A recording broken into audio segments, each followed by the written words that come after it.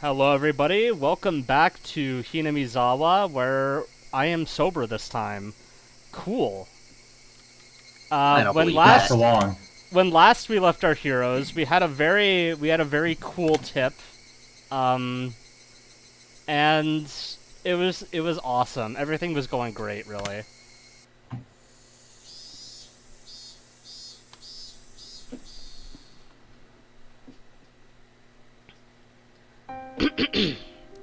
The die of fate had been cast. Reporting to a public agency, which we'd kept being warned could instead result in something far worse for Sadako if we didn't have the evidence first. And just like that. Had I failed? Had I let my emotions get the better of me in that moment? Maybe I should have stayed silent and left everything to Mion, since she had been relatively calm. I remember the punishment game where we had to badmouth Curry, and how me saying anything would have made it worse, and Sadako told us to leave the talking to her. Alright, I guess I have to take a sip. No, Hurry no, we mention. can't. We can't do. I'm not age restricting this episode. Anyway, maybe it was the same thing here. Well, let's see what happens. Maybe I will have to age restrict it, anyways. I'll just drink of my own accord. Okay, fair enough. I was impulsive, so maybe I should have just shut up and looked at the floor. Okay, so it's okay if you drink. You just have to not glorify it. You have to be like, this is bad for you, every couple of seconds. But smoking's cool. It's good for you. Smoke up, kids. Yeah, smoking is cool and okay. Like, everybody loves smoking. But it was too late to lament it.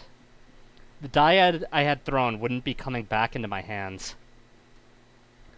All we could do was pray for something good to happen. I'll have you know, Keiichi-kun, devoting alcoholism is the coolest thing ever. you did everything you could. So leave it to the teachers now, okay?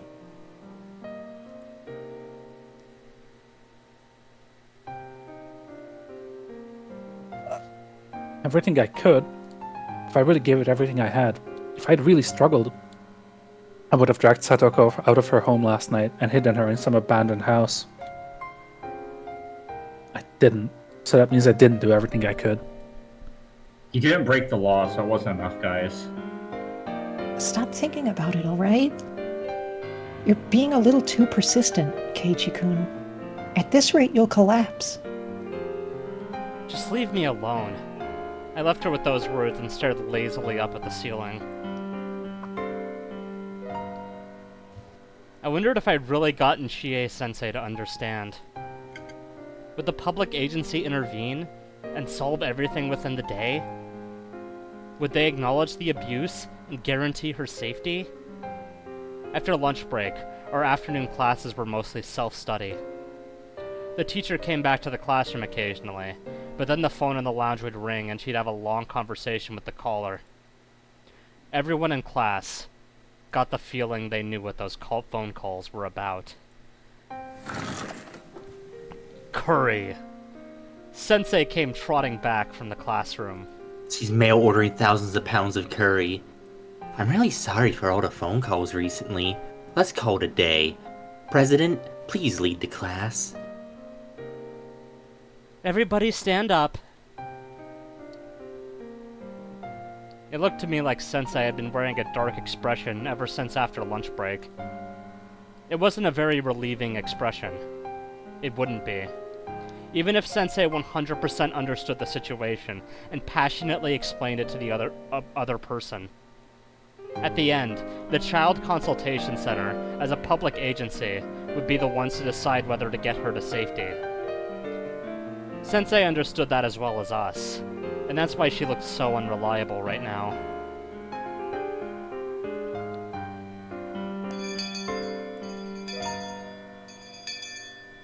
Kei-chan, let's go home.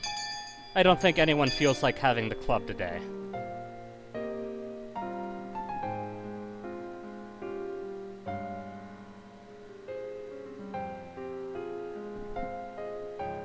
Rena? Mi-chan, it's no fun if someone's not here. I forgot to unmute. It's okay. Rena was right. Rena Ren was seems right, to she forgot to unmute. Rena seems to be right quite often.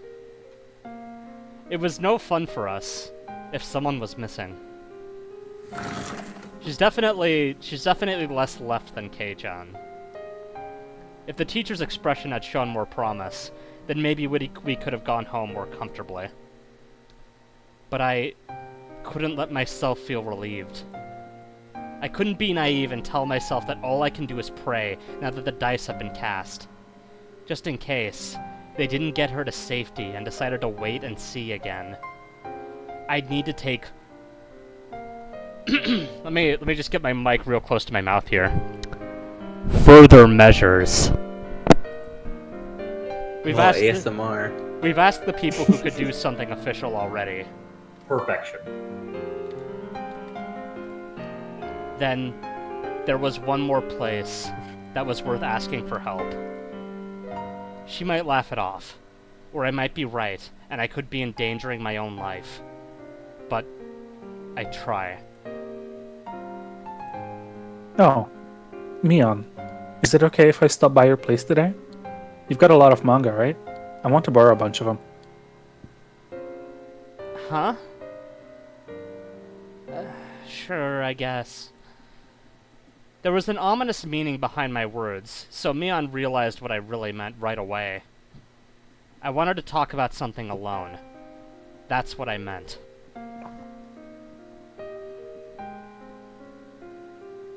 Mi-chan, Keiji-kun, let's go home. Rena already had her shoes on and was waving to us from the schoolyard.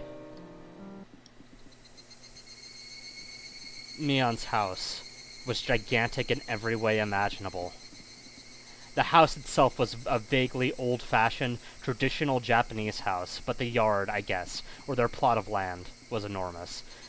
Just by the way, I've already seen this entire scene, so I'm gonna try to avoid commenting too much, but let's move on. Daily reminder that Mion has huge tracts of land. It easily convinced me that they really were major landowners, with Hinamizawa under their thumb. Mion brought me through the guest room, and a servant brought us some tea. Genji-sama?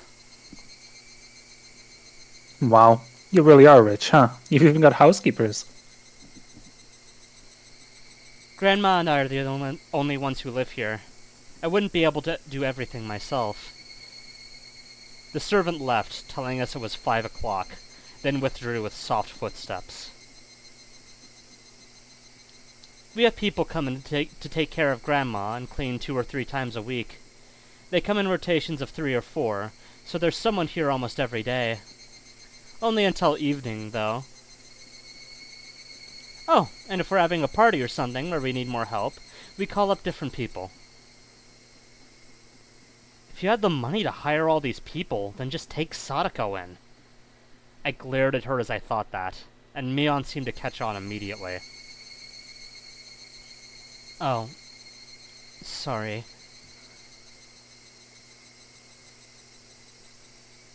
It's fine. I know it's not a money problem. Just to be clear, my family may be rich, but it's not money that I can use freely for myself, okay? I don't want you to misunderstand that. It kind of looked like I was bullying her. Mion had been apologizing to me a lot lately. Was Mion the sort of person who would do that this much? Maybe it's just that I've been looking so grim lately. So, what's up? You had something to talk about, right? I have something pretty serious to discuss, Mion. This will be sudden, and you might be surprised, but I want you to hear me out. Huh? What? Oh, I'll give you a way out first. Even if what I say is true, you don't need to admit it. You're allowed to play dumb, but I want you to listen until the end. I have something to say to the next leader, it was still the most important of the 3 families of Onigafuchi village, Mion Sonozaki. At first, Take a sip. we're not doing the drinking game. I'll take a sip of water. take a shot.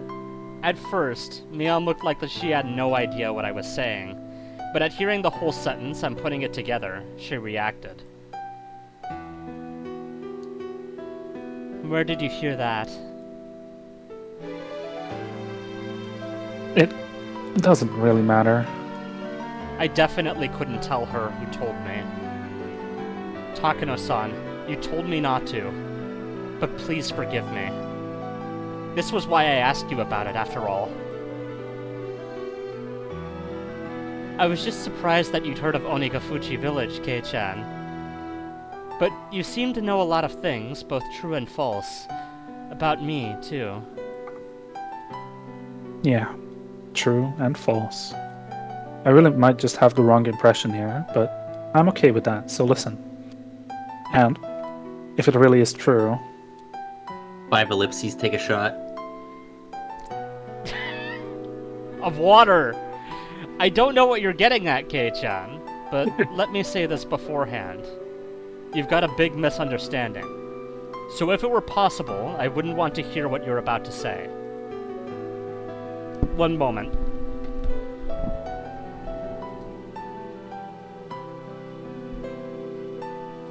Getting his cigarettes.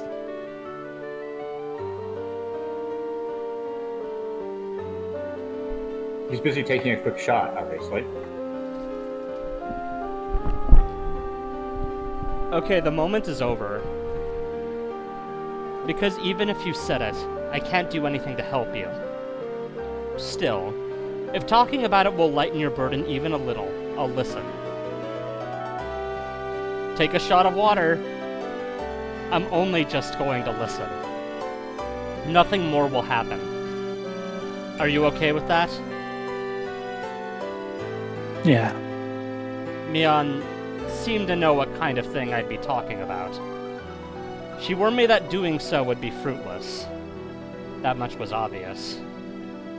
If what I was going to say was true, then the Sonozaki family would be the masterminds behind the string of freak deaths that had been occurring every year in Hinamizawa. you know that stuff about Oyashiro-sama's curse, right? Mion nodded a little. No one knows what it is or why it happens. Even if each incident is solved, the string of deaths and accidents as a whole is still a mystery. But there's one thing connecting them all. And that's how the targets are always enemies of the village. Seems like it. Mion spoke as if it didn't relate to her. That was fine. She didn't have to admit it. For now, I just wanted her to stay quiet and listen to me. The day after tomorrow, it's Watanagashi, isn't it? Has the sacrifice for this year's curse been decided already? Mion didn't answer. Her expression remained the same, too. It's like Daggerfall-ass music. A bit. It's like old MIDI piano. Like she said, she was just quietly listening. Sorry. The promise was that you just listen. So it's weird for me to ask a question, huh? Mion gave me a look she'd never given me before. A faraway look. A sympathetic one. She didn't nod. She just smiled faintly and listened to me. Listen. I think that's a typo. Yeah. This year's curse isn't going to be on Satoko's uncle, then please change it to him. I mean, last year it was her aunt, right? It's in the right order, so it wouldn't be weird. It's not weird or anything. You're right. It seems like there's an order. I mean, after her own died to the curse last year, he abandoned Satoko and fled into the town for a whole year. Why wouldn't a guy like that definitely be next on Oyashiro-sama's list? There shouldn't be any issue with choosing him for this year. I see. If he were to die from the curse this year, no one would see anything unusual about it. I heard that Oyashiro-sama's curse is, well... No matter how I looked at it, I wasn't sure whether I should continue. No matter how I tried, the words wouldn't come out. The string of freak deaths in Hinamizawa, also called Oyashiro-sama's curse, you're saying they're incidents perpetrated by the village, carried out by the three families at the Sonozaki's instructions? Is that it? I wasn't... I don't care one bit whether you have anything to do with it. I'm just saying, if you have some way of communicating with whoever decides the targets of the curse, then I just want you to tell them to choose Satoko's uncle. Please. Everything you've been saying has been terrible. If the freak death incidents in Hinamizawa were carried out by the will of the Sonozaki family, that would mean the main culprit would be me, wouldn't it? I would have chosen the target of the curse, given the instructions, killed many people, and gotten rid of others. You're calling me a murderer, Kei-chan. I didn't say that. Didn't you listen to me? I don't care whether you're the one behind the murders or not. I just don't. Even if you were the culprit, it doesn't change the fact that you're my friend. It doesn't matter at all if the police were chasing you, I'd come to help. I'd make you an alibi and even help you escape, because we're friends and comrades. Aren't we? This is really weird. I'm sorry, this is just really weird when you put in perspective of how he was thinking in Chapter 1. It's like I'm meeting an entirely different person. Mion, He's gone off the rails in a different way this chapter. Mion looked surprised for a while. She was He's dumbfounded. same as always. Now you're declaring yourself complicit? Kei-chan, that's pretty bold of you. Mahan, don't interrupt. Satoko's uncle, choose him for... Stop right there, Kei-chan. I want to start on dinner soon, so I'd like to leave things at this. Mion.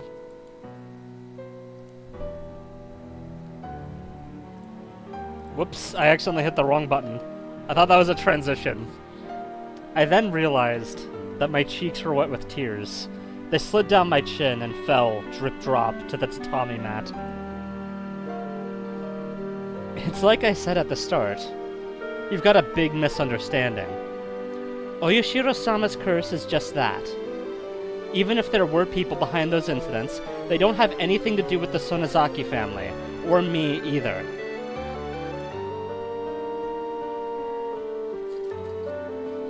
Right. I understand that. It's just... It was touching to hear such a desperate plea, Kei-chan, but that's all it was. Even if I wanted to help, I can't. You understand that too, right? Yeah. But now I know how you feel so well it hurts. If I really were, like you said, the one controlling the three families and choosing the sacrifices every year, I'd probably grant your wish. Mion. But the reality is different. I'm just Mion Sonozaki. My family may be the subject of all sorts of bad rumors about controlling Hinamizawa from the shadows, but we have nothing to do with the freak death incidents. We may have been a little extreme during the Dam War, but that's all. We would never do something so insane as to kill people.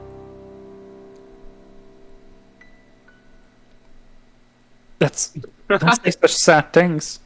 Right now, at least, I don't care. Why can't you just be nice and lie to me? So we have progressed to the point where Keiichi is saying that his friend not being a murderer is sad. Welcome to Tatari Higurashi, everyone. Kei-chan. It's character growth. You're free to believe what you like. If I lied to you now, you'd be convinced Sadako would be freed the night after tomorrow, and you'd be able to shed much of your burden. However, reality is harsh. Sadako's uncle will survive beyond that day. He'd be alive next week, and the week after that. You need to prepare yourself for that. I don't want you coming to me the day after Watanagashi and demanding to know why he wasn't killed. Mion.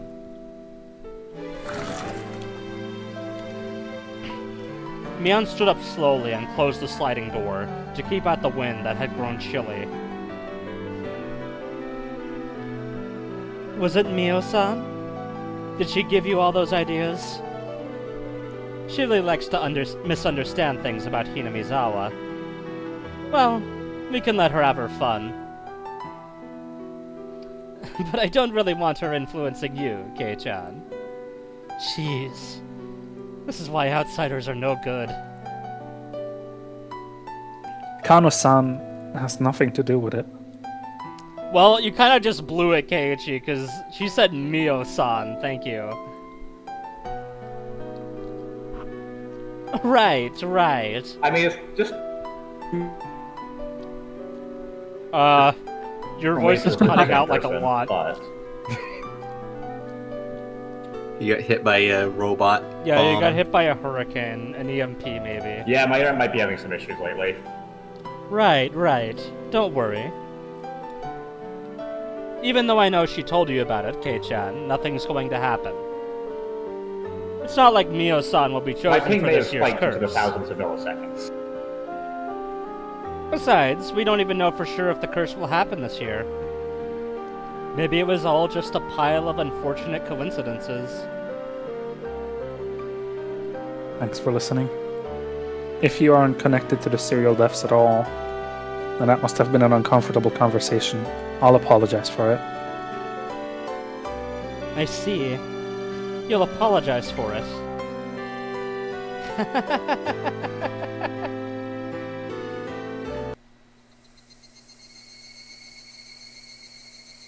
Mion said she didn't have much time, but she still brought me to the gate. She said she had a meeting or something today about Sunday's Watanagashi festival, so there would be a lot of people from the town council and the festival committee coming. Despite her day being so busy, she still listened to what I had to say. If there's a God in heaven, then he probably understands how strongly you feel. Yeah, I'm really sorry for being so weird today. You can pretend like this discussion never happened if you want. Okay. I'll forget about it. Okay, see you tomorrow. Shows up, accuses friend of murder, leaves. At least he didn't refuse to elaborate. That would have been Ask really friend rude. to murder. Sorry, refused to elaborate, leaves. Bye-bye.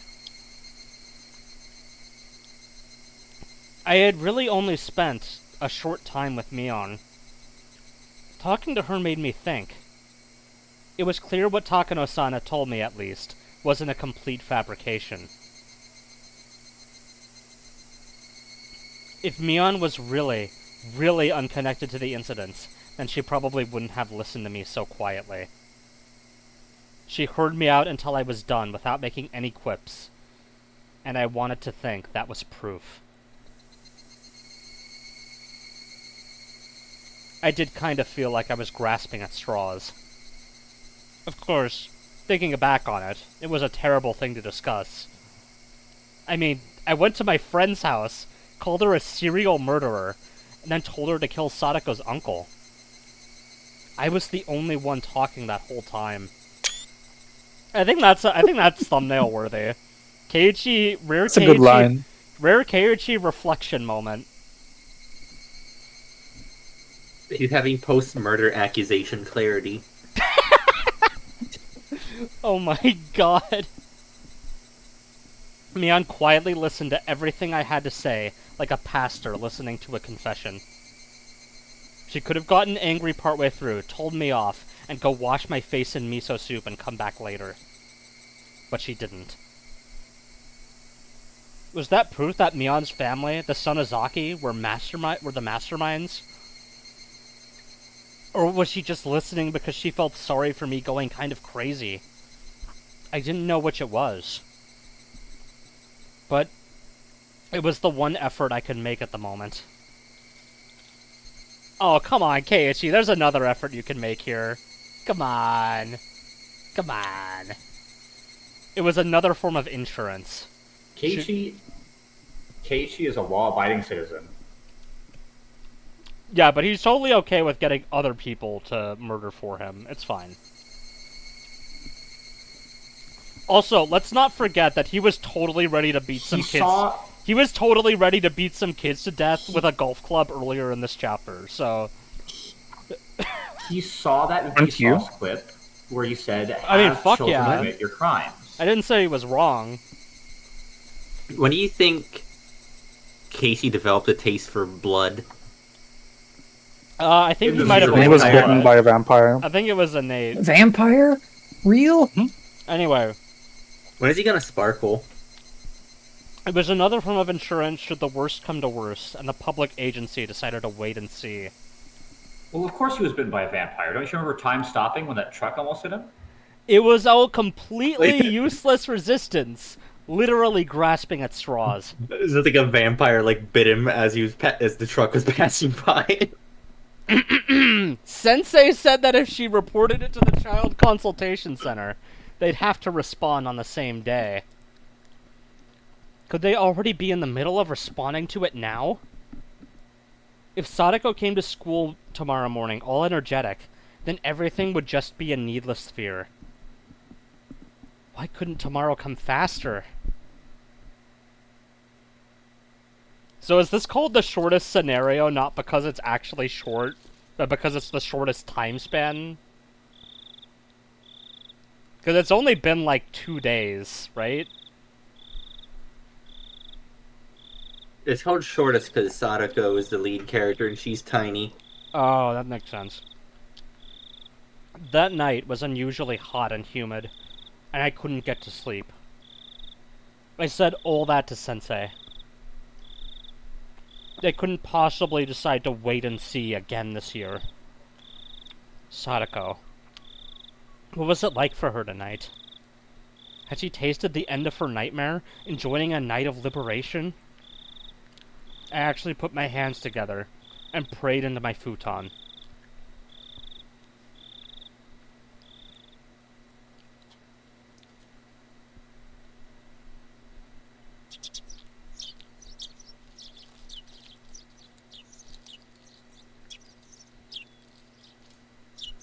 Good morning, Keiichi-kun.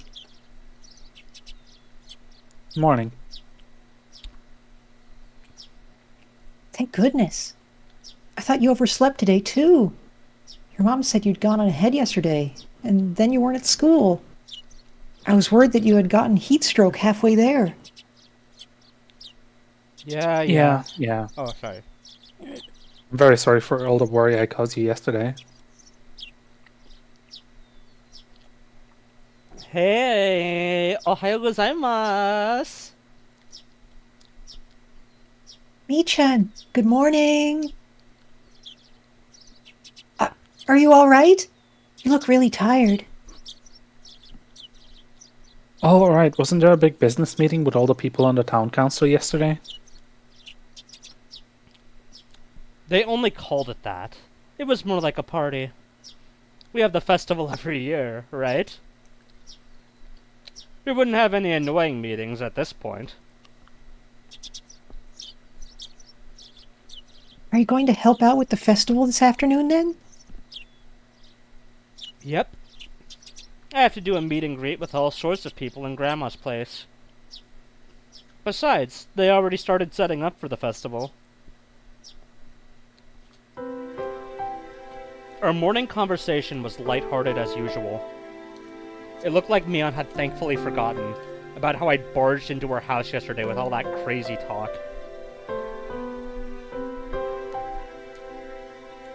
The more I think back on it, I felt like I'd really said something terrible to her. What? No. No, definitely not. I was really thoughtless, and it wouldn't have been weird if she yelled at me. It was highly possible Takano-san had exaggerated her story. To think that our comrade and friend, Mion, the young leader of the Sonozakis, one of the three families effectively controlling Hinamizawa, was pulling the strings behind the serial death incident, was a little unbelievable. But if there was even a 1% chance that it was true, then what I said yesterday to Mion might have been a success. Yes, it was no more than 1 in 100. But that little bit of effort might have brought the chances of saving Sadako up by even a tiny bit. At least I'd made that effort. After yesterday ended, I was sure I'd done everything I possibly could. I think you're skipping over one key thing here, Keiichi. Come on. He's not. This is so disappointing. This is such a letdown. If there was something else I could do, it was probably just to clap my hands and pray that Sadako's uncle would be killed by the curse.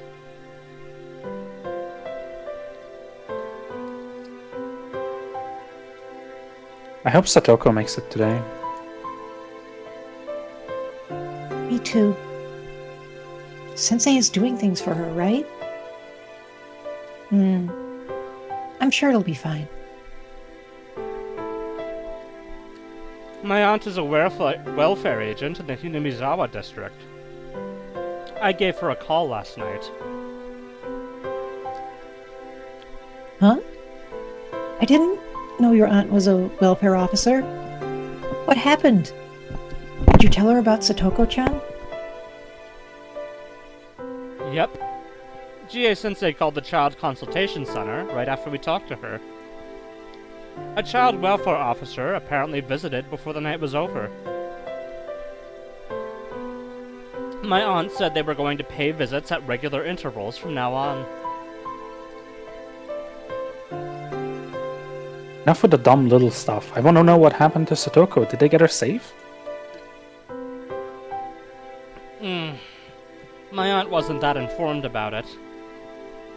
I was supposed to keep this a secret anyway. Her telling me was a big breach of ethics in the first place.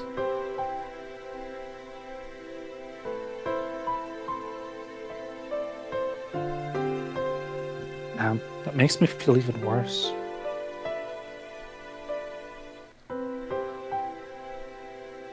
Let's get to school. Right. Discussing this more would just make us feel worse. It was far quicker to go to school and see if Sadako was safe or not.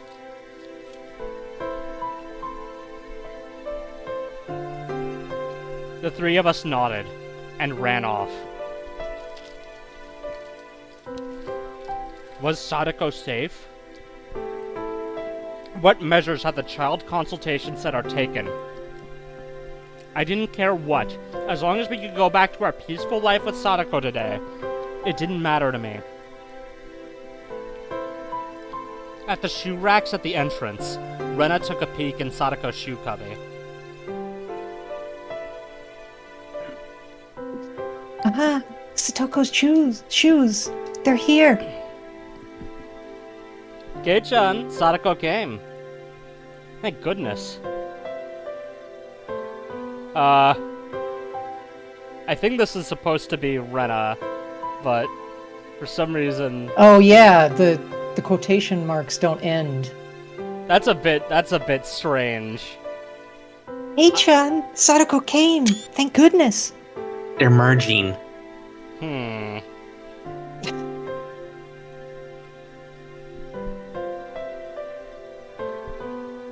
don't know if anything happened just because she came to school. We can't know anything until we see her face. We trotted towards the classroom. They're horses now. The classroom was lively, as it usually was in the morning. Satoko, where are you?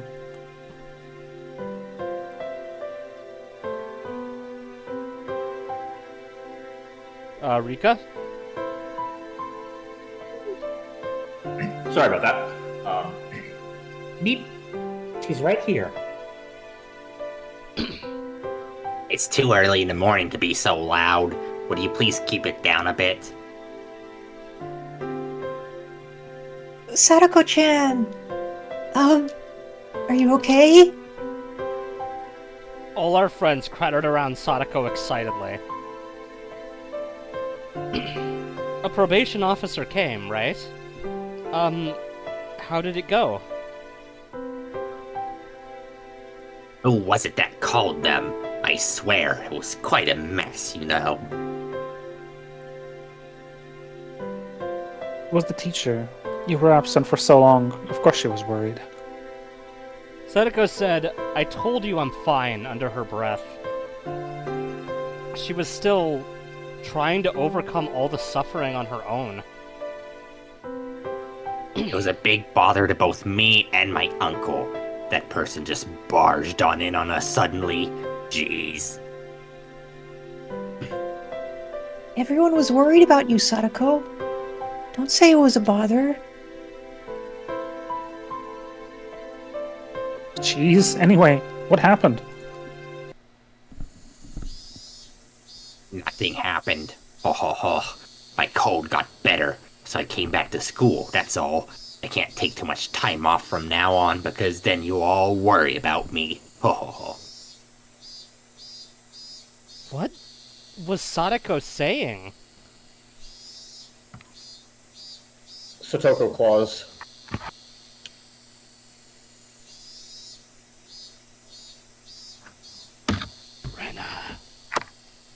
What happened to, well, your uncle? Oh, he admitted there were some misunderstandings, and we both apologized. Tug. Rika-chan grabbed the back of my collar and pulled me away.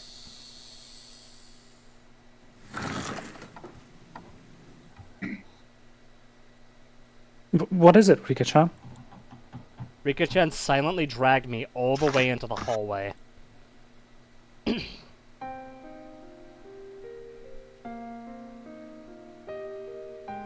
Rika-chan, what did that mean? Satoko said nothing was happening and chased them away. That idiot! But why? No. Somewhere in my mind, I thought it might turn out like this. Sadako didn't ask for anyone's help. She didn't hide behind anyone. She was trying to write out this pain. She wanted to show Satoshi proof that if he came back to them, she wouldn't need to hide behind him anymore.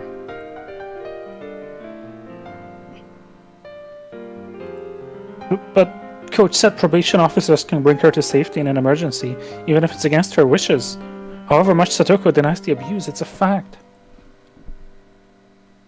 Chie-sensei finally came. Her expression was far from cheerful. Yes, you're right, my Barakun. If the child welfare officer determines that it's an emergency, they have the right to immediately take them to safety, regardless of the affected party's intent.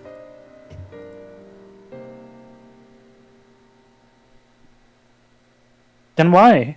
Why is Satoko's intent being respected so much? It's weird. Why didn't I put her into safety?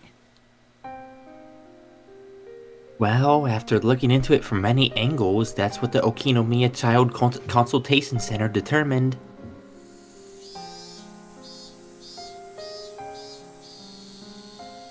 What the hell is that? Sensei, Didn't you say it was going to be alright since you definitely save her? What's the meaning of this? This doesn't make any sense. Answer me, damn it! Keiichi, this is actually the third time someone has reported Satoko's child abuse. It happened twice in the past, too. Rude-san.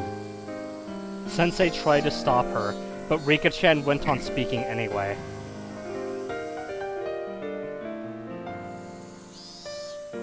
Twice before?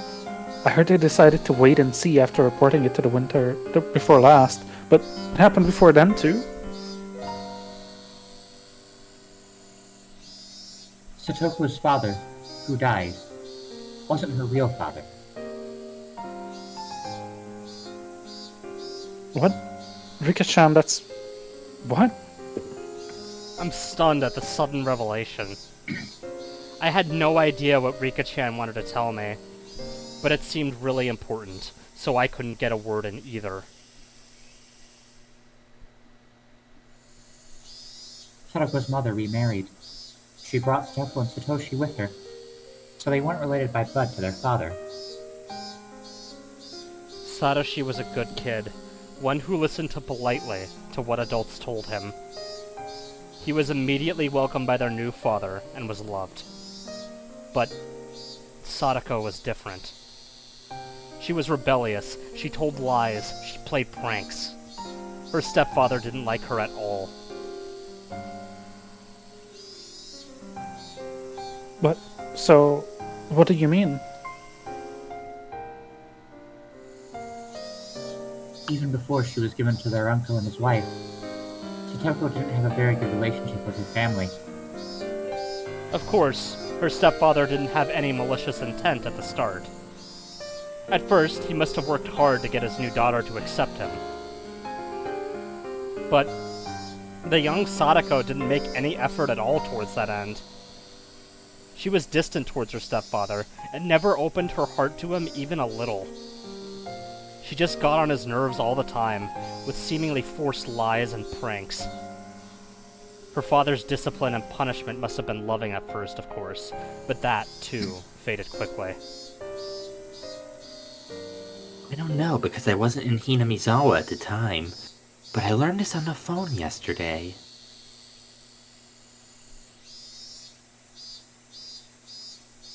What story did you hear, Sensei?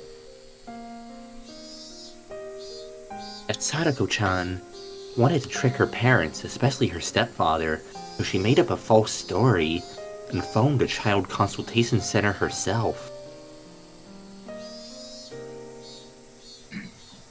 She made up a story about hurting herself?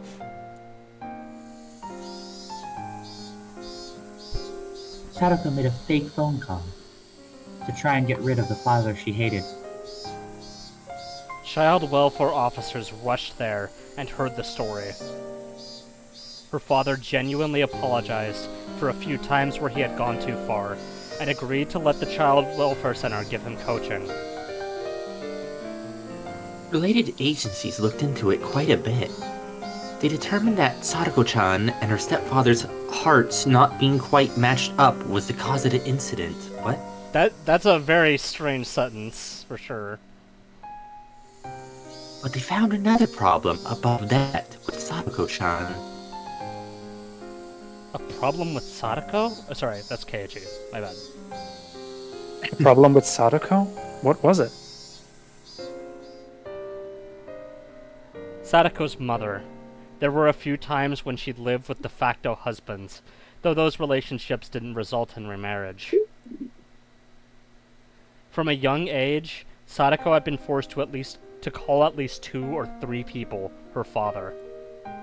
At some point, Sadako's pranks escalated. She would spill food on purpose, turn over her plate, even throw it.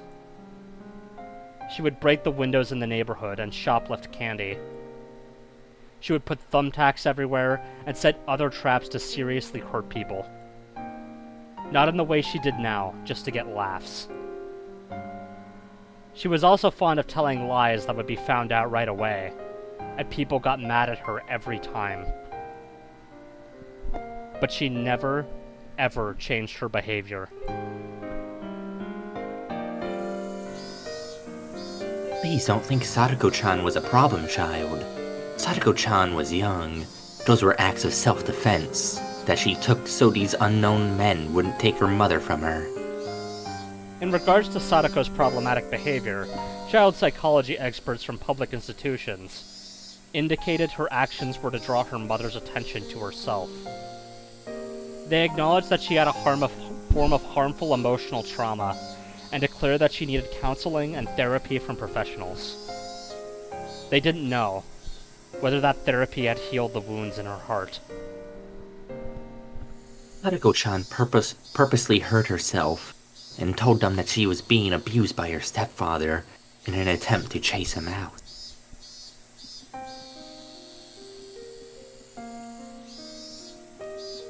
But in the end, her stepfather did abuse her, right? No, all of the abuse had been made up by Sadako-chan. Her stepfather, of course, may have scolded her in somewhat emotional way, but it was nothing out of the ordinary. Sadako had lied to chase away her stepfather, and they saw through her right away and found out that Sadako had issues. Oh, could it be that's why the winter before last, they decided to wait and see?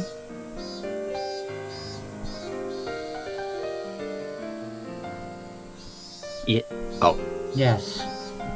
The Child Consultation Center had all their past records, so they needed to act carefully in case Satoko was lying.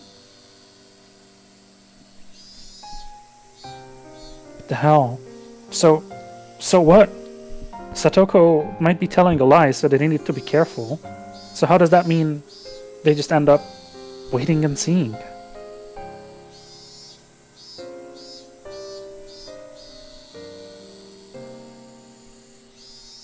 It was the girl who cried wolf. That fable about telling a lie once, making others unwilling to believe you later.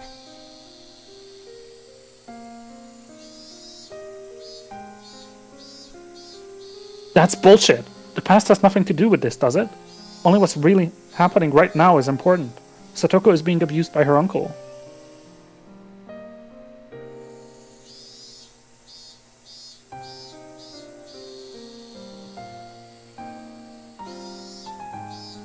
Why? Why is something that happened in the past getting in the way of helping her now? Neither Sensei nor Rika-chan had anything to say to that.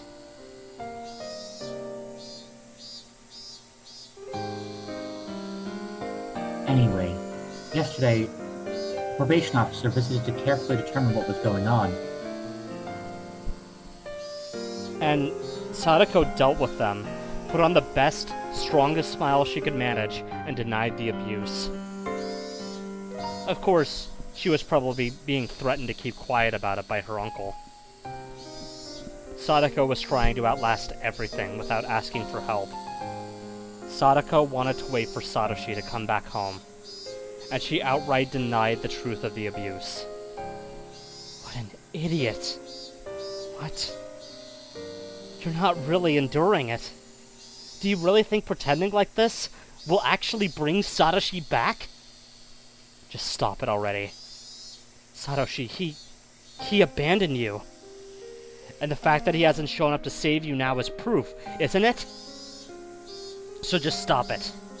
Please stop being weird and pretending to endure it. forget everything we just said. Understand? If you tell anyone else, your teacher will be very mad with you. Chie-sensei gave me a warning, then left to go back to the teacher's lounge.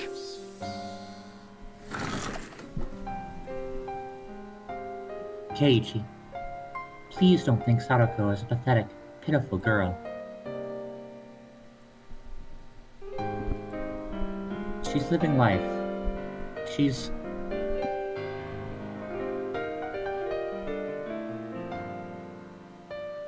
I know that. She's our irreplaceable friend.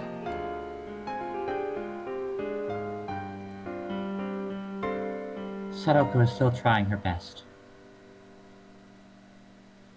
Let's watch over her a little longer. I believe that is actually a new sprite. Let me just... I was about to say, have we ever seen Yeah. agitated she's just, Rika No, she's before? just like full on pissed. Damn. Determined, Rika. The person from the consultation center said they'd visit periodically from now on. If something terrible happens, they'll help her right away.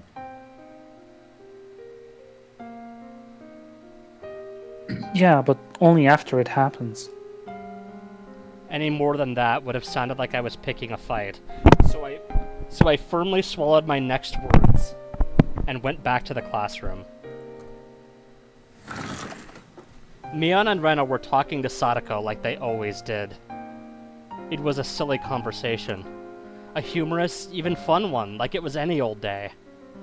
If Sadako really said she could still endure it, then maybe I should do as Rika-chan said and watch over her. Maybe whatever help I offer will just go unwanted.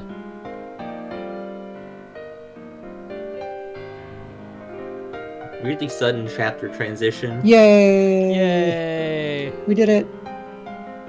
We saved the city. America.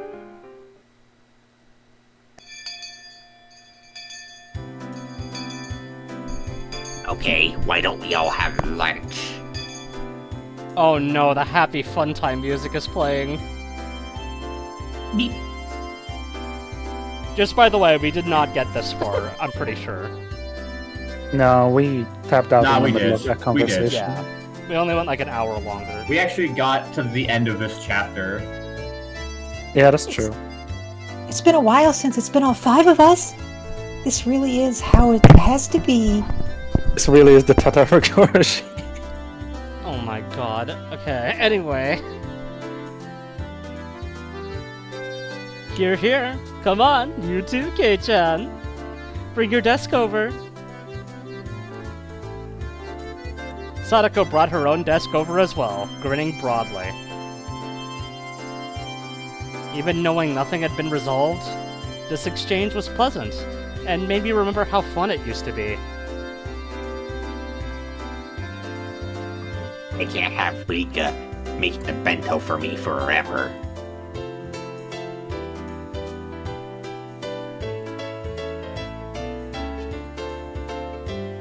I don't mind. I have fun making your bento. Rika-chan's such a good girl. Having such a good friend must be so reassuring.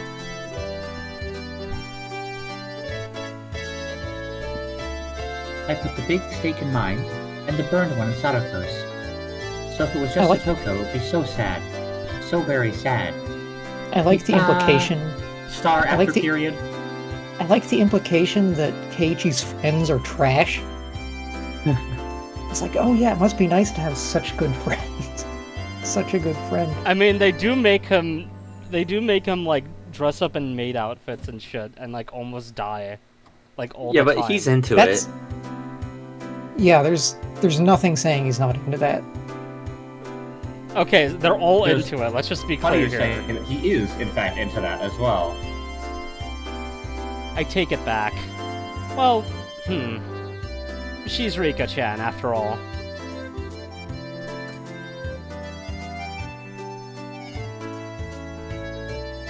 Hey, come on, look. I've got omelet rice today. Mushrooms and stuff are delicious. Oh, I could go for Mushrooms some and omelet stuff. What do you mean stuff? and stuff, you know. like stuff. peppers. So you just like put like some dust in Mushrooms there? and food are delicious. I say it every time, but your craftsmanship is splendid. You could become a wife whenever and not have a problem. What? Yeah, just anytime.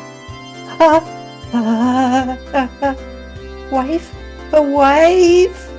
Needing a wife? Oh. What are She's you into talking war. about? What? What is Any this moment. line? Any moment she could become a wife. Eating a wife. Moving on. Using the word wife is totally knows what she's forbidden talking around about. Rena. Please don't say it again. You know what this reminds me of? Relatable. Have you guys ever seen that sketch where it's like don't say snack. The game, by the way. He gets No, excited. I've never heard of this. No, it's like don't No. say snack because he gets excited if he hears the word snack. So you have to spell it out letter by letter. Anyway, Okay. I'll think about what I've done a little. By the way, what's in your lunch, Mion? It looks different again today. We're all waiting in anticipation. it's a rich assortment of side dishes left over from what my uncle brought last night. The stew looks really great, huh? The color of the radishes, too. Really good, right?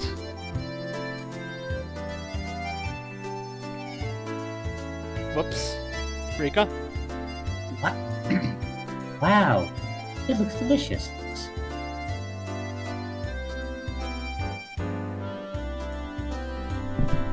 You taste best what is left overnight. This looks like it would be really good. And so there'll be none left for Sadako. I'll eat it all and tell you what I think, so just be quiet and watch. Why is he starving the child? What? It's the child what was abuse that? chapter. Hand over my portion too. Keiichi just feels a certain kinship with Tepe, just like a Wishi. It's like, yeah, you can skip breakfast, Sadako. I'm trying not to think about that line too hard, but I keep thinking about it. I see it in my dreams. Anyway, elbow, punch. You dream of See skipping my breakfast? No, just that one specific line. I've been thinking about that one specific line a lot. That was like my favorite line in the chapter. Just, I can somehow Oh, get her to go without breakfast. That's been one of my favorite lines of the entire It's such a good thing line. so far. You know, somehow. Elbow, punch, headbutt. I'll use my knees too. Ora! Sorry, Orya! Well, Sadako jump scare. Oh, at close range like this, my advantage is unwavering. Keiichi-san, the daikon in your portion tastes really good.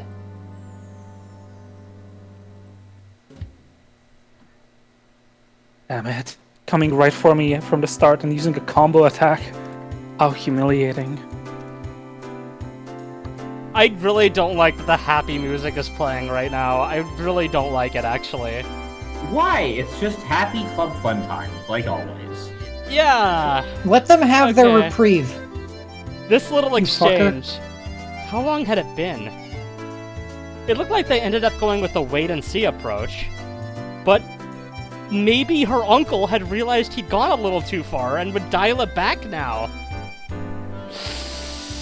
Yeah, probably. Yeah! I'm too busy Definitely. getting drunk to beat up a Yippee! If her treatment improved a little, would that be a good thing? Sadako was grinning wider than I'd ever seen as she chomped down on her mouthful of the daikon she'd plundered from me. Did it really taste that good? Oh! What? Oh! Excuse me? Hold on, let me fix the resolution. Hold on. Okay. Oh, that is perfect. Okay, That is cool. perfect. Excuse me? She's so somehow happy. somewhat cute like that. You Sada- know? Okay, let me continue. Sadako was somewhat cute like that. I'm just gonna shake my head while reading this whole line. That's pretty. And just as I'd done many times, I grabbed her head and started petting it. Catch. Smack, flip flop, clatter clatter. Okay, I'm switching back to 4x3 now. Howard. Satoko-chan? Satoko-chan? It was so sudden that for a moment I didn't know what had happened. The back of my hand was stinging. I went to pet Sadako's head, and then she hit my hand. What's wrong, Sadako? Sadako was scratching at her head, as though a pimple or something had appeared on it and become itchy. It was so sudden and so unprovoked that I didn't understand what had happened.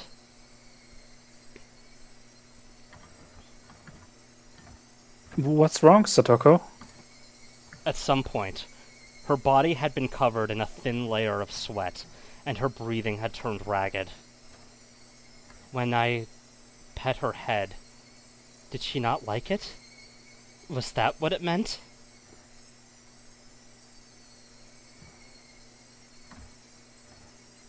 Hey, did you dislike being petted? Once again, slowly, I held out the palm of my hand and brought it close to Sadako's head. The instant the palm of my hand touched her head, there was a shock like static electricity, and Sadako began to howl. Yeah. I think that was definitely a new sprite. Yeah, that was. Thud. Slam. She grabbed my arm in both hands, and as if flinging off a snake trying to cling to her, as if trying to throw away something dirty, she threw it violently. It happened too suddenly for me to react. I hit the desk behind me, and both it and I fell to the floor. The classroom felt deathly silent. As Sadako bellowed, it sounded like she was in the throes of death, and she unsteadily backed away. I don't know what sound it makes. Good enough. Crying, like awful crying, and Yeah, vomiting. awful, ugly crying is probably the intention there. Then, she threw up the food she'd just eaten. She vomited it all back up. Split splat. The sound of Sadako's vomit hitting the floor rang through the classroom.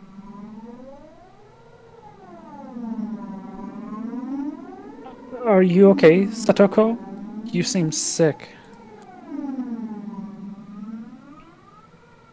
Yeah. I reached out a hand, and she swatted it away with all her might. With such extreme strength that I fell onto the floor again. He's strong.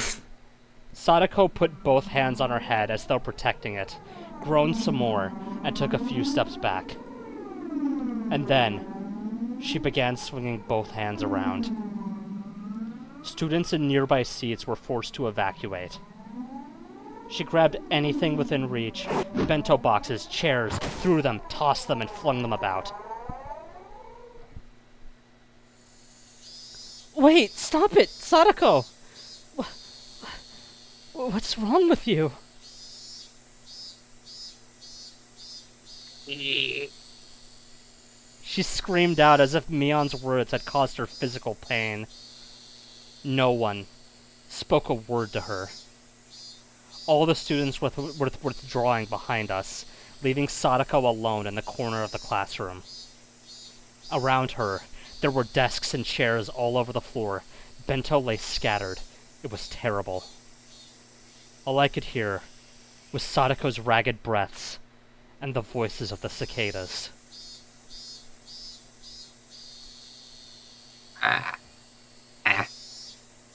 I'm sorry. The strings of tension loosened around Sadako, and maybe she suddenly grew scared of her own actions because she started trembling and gave a word of apology. But nobody knew just who that apology was directed towards. Okay, not to take us out of the scene, but I am curious. Oh, that's real bad. Oh no. You'll love to see it. You'll love to see it. I'm not It's sure so that I good. do, actually. But, you know. We love the child abuse chapter. Okay, moving on. So, for now, I decided to answer as everyone's representative. No, it's fine. Are you alright?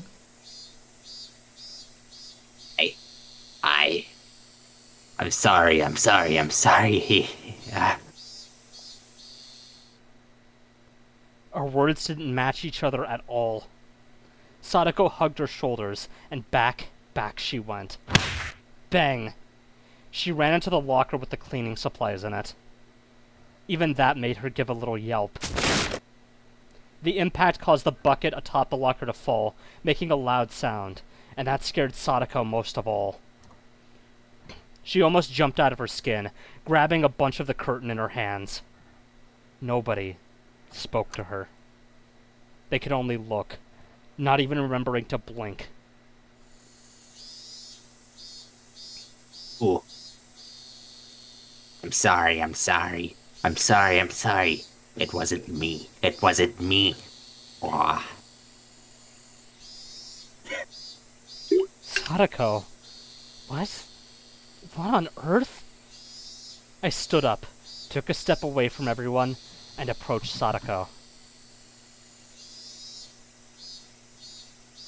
What happened? I said, I don't know. You're wrong. Please stop. Please forgive me. Or... Just calm down. Satoko, do you know who I am? What? No more. I hate this. Eee. Every time I took a step forward, she grasped the curtains more tightly and cried out. Satoko, it's me, it's Keiichi. Don't you recognize me? I would never ever hurt you. No. Why? I hurt. Come on, calm down. It's alright, I'm your friend. Help me. I don't want to be scared. It feels bad. No, I don't. Why? Suddenly, my shoulders were grabbed and I was dragged backward. It was Rena. Sorry, Keiichi-kun. You get a little further back. After pulling me back, she ran towards Sadako in my place. It's okay, Sadako-chan. There's nothing to be scared of. Please don't worry. No more. No more of that. What? Nini, help me. Nini, help me. What? As she gripped the curtains and kept calling for Nini, she continued to wail about being forgiven for something, and to be saved from something. What? What is this? Okay, so I have a theory. Sadako is doing okay. She's hanging in there. Just a theory. She's just doing a TikTok. Game theory. Mion gnashed her teeth and groaned, and there were tears. Damn it! If we were just one episode ahead! Didn't I write this? Hold on. No, yeah, I wrote Freakish Mion did, cries! God damn it! No! Anyway. You were spared. Instead, we all got hit by Takano saying weird Was shit. that one of those things where you had to finish the drink? No, that was just a shot, but Oh. anyway, moving on. Keiichi. What the hell? What is this? Didn't this all come to an end yesterday? Weren't we supposed to go back to our old lives? Mion!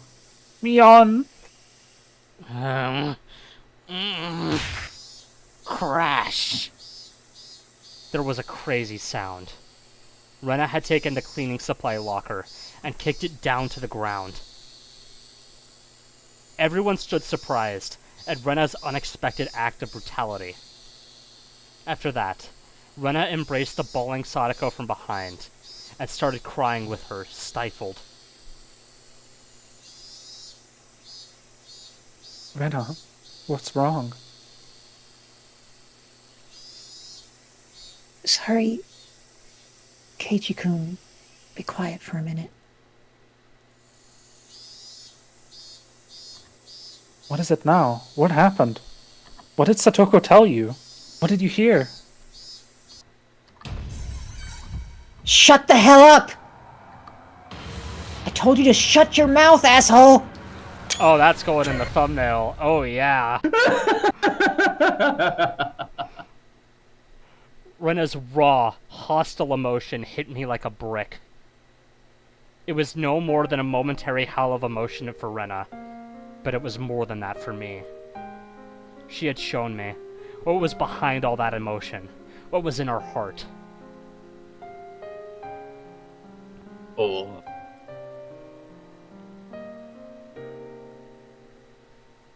Satoko-chan. No more.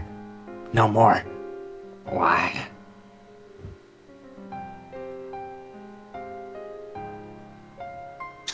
Oh, holy shit. My thing is bad. Forgive us. We wouldn't do anything. We couldn't do anything for you. Forgive us. What? What? Nini. I'm sorry. I'm sorry. Oh. Forgive us for being unable to do anything. Rena's words made me feel as though the blood vessels in the back of my head were all suddenly turning to ash. My vision grew distant, blurred with gray, and the world lost its color. I thought we could save Sadako. But though I knew it'd be the sooner the better, I thought there was no time limit for doing that. I never even dreamed that we could be too late. I'd been making a huge mistake. I thought Sadako could be hurt, but never that she'd break. It was such a huge mistake. People, they break. Thinking that they don't is absolutely absurd. We needed to save Sadako. We needed to save her before she broke. That fatal lapse in awareness had brought this on. Whose fault was it? That went without saying. Mine, no. Ours. Okay, well, at least he corrected himself. Okay, it's a small improvement. It's all his fault. It's all your fault, Casey. Okay, but this Everything is... It is his fault. He was the one that cares the most, obviously. Yeah, By his own nobody admission. else gave a shit, obviously. Especially not Rena. Like, you can just tell that Rena doesn't care at all. Like when she said this, you could tell that she was actually talking to Sadako. So, anyway. True. That went without saying. Mine. No, ours. We all took on the duty of saving Sadako, but we were negligent to the point of laziness. In that sense, this was the inevitable result. Even if this didn't happen today, and it happened tomorrow, or the day after, or next week, we would have just sat around doing nothing until that day. So this was the obvious result. I slumped, down to my knees, just as Mion and Rika-chan had done. And I, too, closed my eyes tight, and couldn't stop myself from sobbing.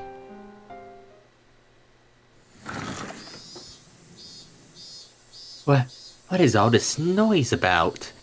Wait, what's happened? The teacher came, and her face screwed up at the terrible spectacle before her. The instant she realized the teacher was here, Sadako went through another complete change. She wiped her face with the curtains, and like nothing happened, smiled. Osho-san, what on earth is going on here? Oh, I just got into a little squabble with Renaissance is all. We went a little crazy over our lunches, alright? Rena-chan is always fighting. Rena didn't nod in reply, but then, since Sadako wished it, she nodded without strength. The rest of the class couldn't keep up with her extreme changes. We all just stared in a daze.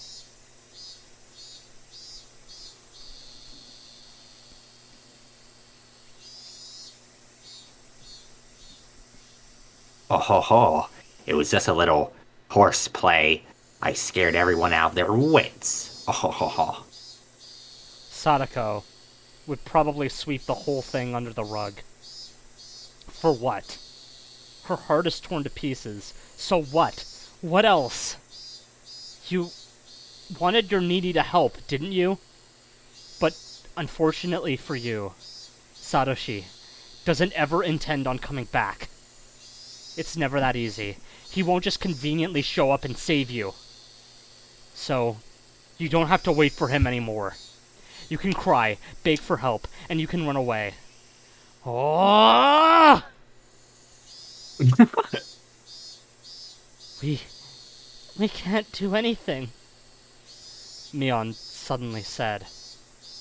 She spoke then, those few words that had tormented me countless times. Those words were a spell, and when I heard them, my whole body suddenly regained its calm. My emotions all slipped away like they'd never been there, like a wave departing. And then... What? What? Huh? The major. We entered the Okay, Matrix. no, okay, hold on. I need to get into the scene here. So Seiichi's hyped up now. And then, the world's color flipped inside out. My field of view expanded. My head grew remarkably Turns cold. FOV slider up. And I felt like my mind's volume had grown even wider than the classroom we were in. At the time, my soul was doubtlessly no longer in the small, petty vessel of my head, but floating in the air a little bit above it. Are you ascending? What's happening? What? Just watch, just watch. Okay, everybody shut up. I'm just gonna one-shot this. No more whats.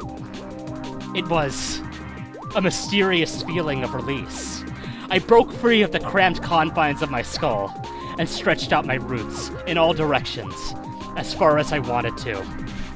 It was a strange feeling, and one I'd never felt before. Oh my god, I dropped my mic. This is not the time! An odd was so hyped. sense of exhilaration. My sharpened senses caused me to transcend. My mind was sharper than a knife's edge, and I immediately decided that spending the time to let myself be crushed with grief would be an absolute waste. I erased all the garbage information from my brain. I expelled the pointless emotions presenting obstacles to action.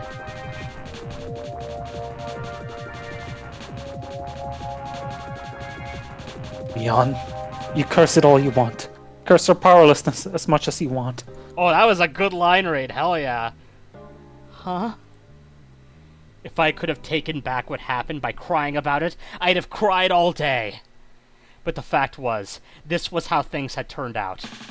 I couldn't take back what had happened. The top priority then would be to prevent the situation from worsening further and to sever the chains of misfortune. Until today, I've been looking at things so narrow-mindedly I could scarcely believe it. To save Sadako, the only thing to do was to save Sadako. That's the only thing I thought about. I didn't allow myself to realize the most basic, direct, and certain way of removing the source of Sadako's unhappiness. No, actually, I realized it yesterday. But as for the means, I'd relied on some stupid curse from some dumb deity. I never considered carrying the task out myself. I would obliterate Sadako's uncle! Fuck yeah. He said obliterate! That's thumbnail Whoa! material. Holy shit! Yeah. He's gonna get the stage 8 restraint too. Oh my god. We're gonna have to all take a sip, or all finish the drink, I think it was. Yeah, I guess I'll finish my water. There was only about a sip left, but I finished it. There were plenty of ways to do it. This was a task that held infinite methods. Ironically, the method of saving Sadako required mostly money, but the method of killing that man pretty much took no money at all. I could kill him with the least amount of investment. The least amount of money suited him. It was only the weight of his life. That is a hard line, holy! I kept eliminating needless, worthless information from my head, replenishing it with only the knowledge I need to achieve my goal. I used every cell in my brain to think about how I'd kill him. The way I killed him didn't matter. I would allow any method, from whatever time and whatever country, as long as it ended in a quick and certain death. If I were to have an additional condition, it would be to not get caught. I like that's a secondary concern. That's just a secondary concern. Don't worry about it, guys. Removing him was an act designed to return the peaceful times we had with Sadako. If I was arrested in exchange for the removal, then we might as well have killed each other. With only him gone, we'd go back to our normal lives. That was my supreme objective. My ultimate goal. Kill him. Supreme. Definitely. But definitely don't leave evidence either. Two alternatives at odds with one another. The condition of not leaving a trace back to me automatically narrowed the number of murder methods. No witnesses was an absolute must. Fortunately, given the right time in Hinamizawa, there would be nobody around. I mentally reconstructed the land around Sadako's house. Holy shit, he's got Little Thief from Ace Attorney Investigations! The number of pedestrians, different at all times. The movement algorithm of the neighbors. He really is seen into the Matrix. He has Little Thief, it's confirmed, guys! He's the one. He's beginning to believe. Would I lure him out? Or charge at him? What would my weapon be? Please say baseball bat. When and where would I carry this out? No, it's gonna be a golf club. We established this. Okay, It's it far would be superior. pretty cool if it was a golf club. Anyway, where? It needed to be somewhere I wouldn't leave a trace. When? It needed to be as soon as possible for Sadako's safety, without wasting even a millisecond. As soon as possible. This is absurd! Completely absurd! When I thought about it this way, it struck me how easy the act of killing was. If I could leave evidence, if I was just going to kill him, anyone could easily turn into a murderer. But our reason prevented that. Yeah. It told us doing so would get us arrested for sure. In the end, being arrested by the police was the final thing preventing people from committing homicide. Absurd! If you went all the way out in the very middle of the ocean, you wouldn't leave any trace at all. Anyone would drop those they hate into the depths if they knew that. It was all too easy to simply remove him. I could leave class right now. I'm sorry, I need a moment to process this line. Hold on. I could leave By the class process, you mean right now, screenshot several times. grab a metal, not golf club, but a baseball bat or something from the schoolyard, go to his house, and attack him.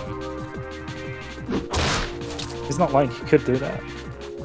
Estimated time would be 25 minutes. Oh, we got an ETA? Wonderful. Bro! ETD, more like. If I wanted us to kill each other, it wouldn't even be minutes. I could do it in 1500 seconds. Okay, hold on. How long is 1500 seconds? 100 seconds to Long enough. 25 minutes. 25 minutes. Okay, so it's the same amount of time, I figured, but...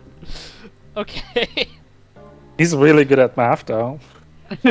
I knew just how much his continued existence depended on me. I'm screenshotting like every other line here. I just want you guys to know that. I mean, it's a hard line. He was nothing. I could expel him from this world within just 1500 seconds after making up my mind. From when I decided what to do, he only had 1500 seconds. Actually, If I ran full speed to his house, that number would go down even further. But he was alive. He was still part of this world at this very moment, having torn Sadako's body and mind to shreds. Why? Because I was letting him live. I was permitting him to live, so he was alive. If I rescinded that permission, he would be evacuating this mortal coil within 1500 seconds. Okay, well I think I know what the title of this episode is gonna be. 1500 seconds. I mean, it's gotta be, right? He said it like... He said it like 8 times, what the hell? Well, at this rate he's gonna say it 1500 times. Oh god, that would be wonderful. You'd think I'd let you live to breathe even 1500 more seconds of air? I'm taking that permission back. Right here, right now. You'd better thank me for letting you live until today. However, I actually need more than 1500 seconds. I'm not just gonna end you. Getting our old lives back is far more important. It's only you I'll be cleanly cutting out of this world. They won't find a culprit. I'll forget that I dirtied my hands on the likes of you as naturally as I brush my teeth before bed. So to do that, I'll make an exception for you and give you more than 1500 seconds. I'll give you my special permission to keep on living as you have until I can construct the perfect plan for your murder. Wait, Keiichi, you can't let that time go to waste. Yeah, I know. He's literally talking with himself. Okay, great. I'll kill him quickly. I'll remove him with certainty. I won't even waste much time to perfect that plan. Think back. Tomorrow is Watanagashi, isn't it? Last year, on the night of Watanagashi, her aunt died. Her head was busted open by some deviant, and her brain splattered everywhere. That's it. He's someone who deserves to be given death on the night of Watanagashi. Hey, Oyashiro-sama. You call yourself a guardian, but you didn't protect Sadako. Cursing Sadako's family... Yes, Hinamizawa. Cursing Sadako's family for the damn stuff is your own business, but now you've made Sadako unhappy when she didn't have anything to do with it. I, Keiichi Maibara, hereby denounce you, the guardian deity of Hinamizawa, a failure. We don't need you. Go back to the deepest, darkest part of your shrine this year. Besides... I kill you, you kill me. Okay, besides, even if you had just cursed and killed both her aunt and uncle last year, none of this would have ever happened. The curse this year, it's not on you. I'll be the one deciding. It won't be the 3 families controlling the serial deaths behind the scenes. No, not some vague people. I can't tell if they're buffoons or not.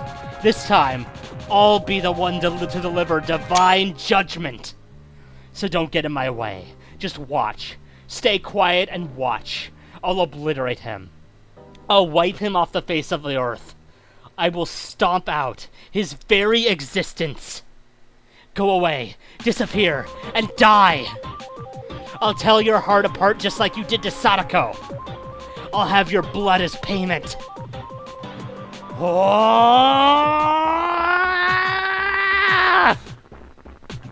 Oblivion character battle cry.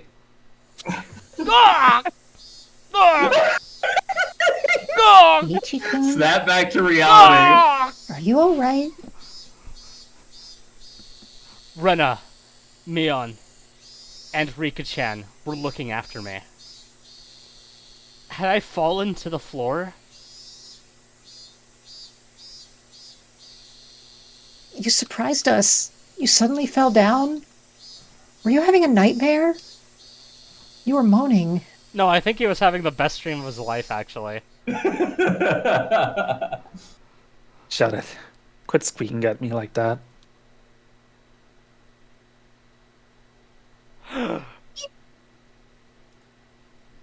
Ellipses. My friends gave a start and backed away. What? Rena and the others, they exchanged glances, unsure of what to say, and stood confused for a few moments. Was that your voice, Keiji-kun? Of course it was. Rena gulped firmly and opened her mouth.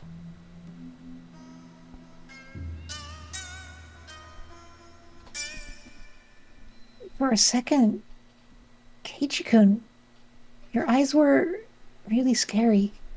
Okay, so this confirms that the eyes are definitely not in Keiji's head. That's good.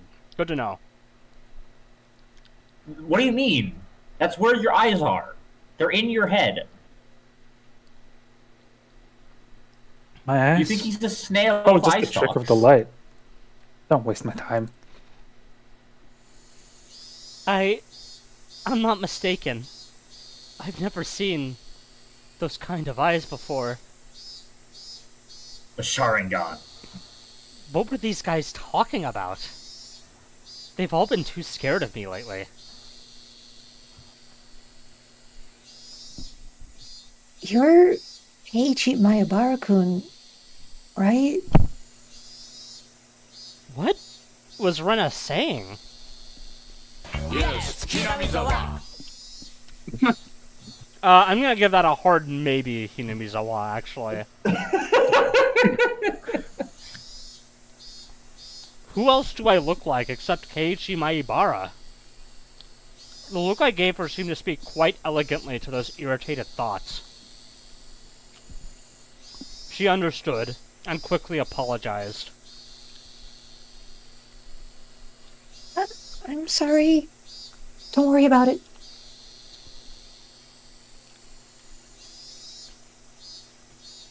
Damn it! So if we had just done this one session ahead, we would have gotten a finished drink. Damn. Shit. Maybe I'll make bingo next time. D2-3. Oh no, is that the report that was mentioned earlier? Oh my god, the achievement's even called 1500 seconds! See, I told you it has to be the title! Not powerful, actually. Wait, what is the description? Reached an epiphany. That's one way to describe it, I suppose. Alright, let's start with emergency. I mean, it's not wrong. Where's the lie? I'm surprised we're only like halfway through the session, by the way. That's crazy. June 18th, 1983. Abuse issues regarding Satoko Hojo. Urgent. We propose that Satoko Hojo must be taken into immediate custody based on the items below. 1. Family situation.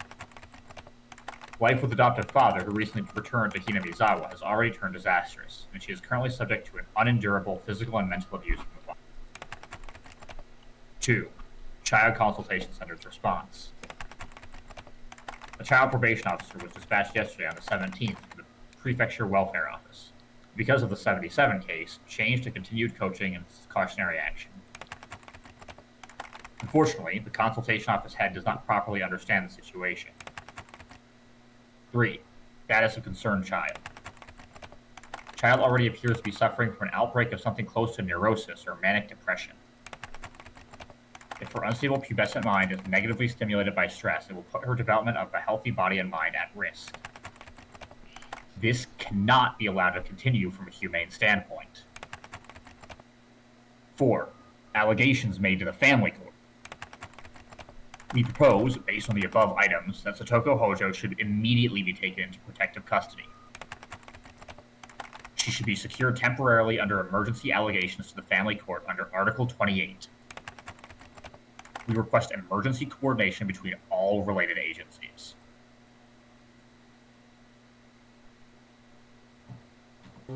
Alright, and then I'm assuming this is the case that was mentioned earlier.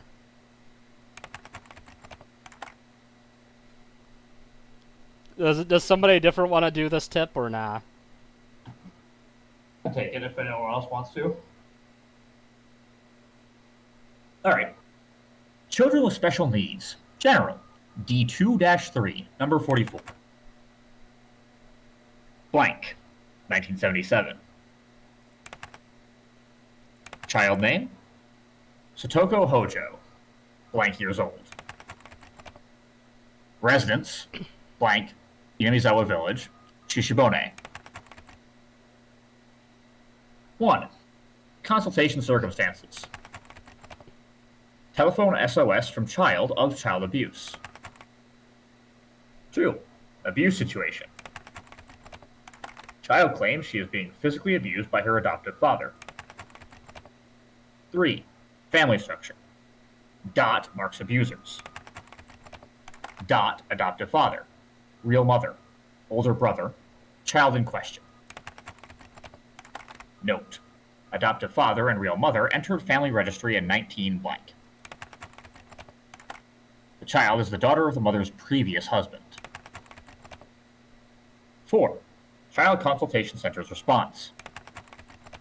On the day of the child's telephone consultation, the center called the child's school and asked for a situation. On that day, the child welfare officer on duty visited the child's house and conducted an interview. The adoptive father sincerely listened to the instruction and agreed to take child raising workshops in the city from now on. As part of the suggested coaching, the center will continue to observe the situation. 5. Other notes. As a result of numerous counseling sessions at the city's education consultation office regarding the child, we learned there was a high possibility the cause of the child's excessive distrust toward her adoptive father was the result of a lack of communication. The abuse she claimed hadn't actually taken place. She made a false report to distance herself from her adoptive father. Below was a note written in pencil by the person on duty at the time. Problem appeared to be more with the daughter. Chief Investigator F of the city's education consultation office said that most of her stories of abuse were likely fabrications. They decided to shift the focus of their coaching to the child. Be cautious not to take everything the child says as truth.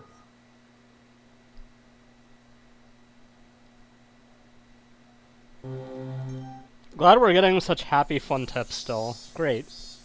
Excellent. Yeah. Awesome. Anyway, normal school day. Mion and the others, having to set up for the Watanagashi festival or something, invited me along, but I refused. Of course I did. How could they be taking it easy and setting up for a festival in this situation? Mion had a lot of nerve. She literally has to. It's kind of like her job. Anyway.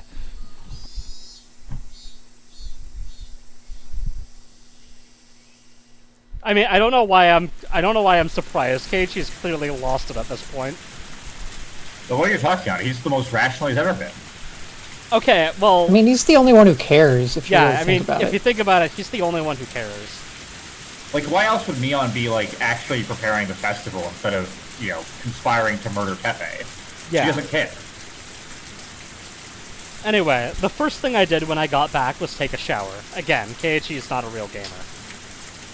Not because I wanted to wash off sweat. It was because I wanted to be even calmer. I already understood this, but killing that man would be so very easy.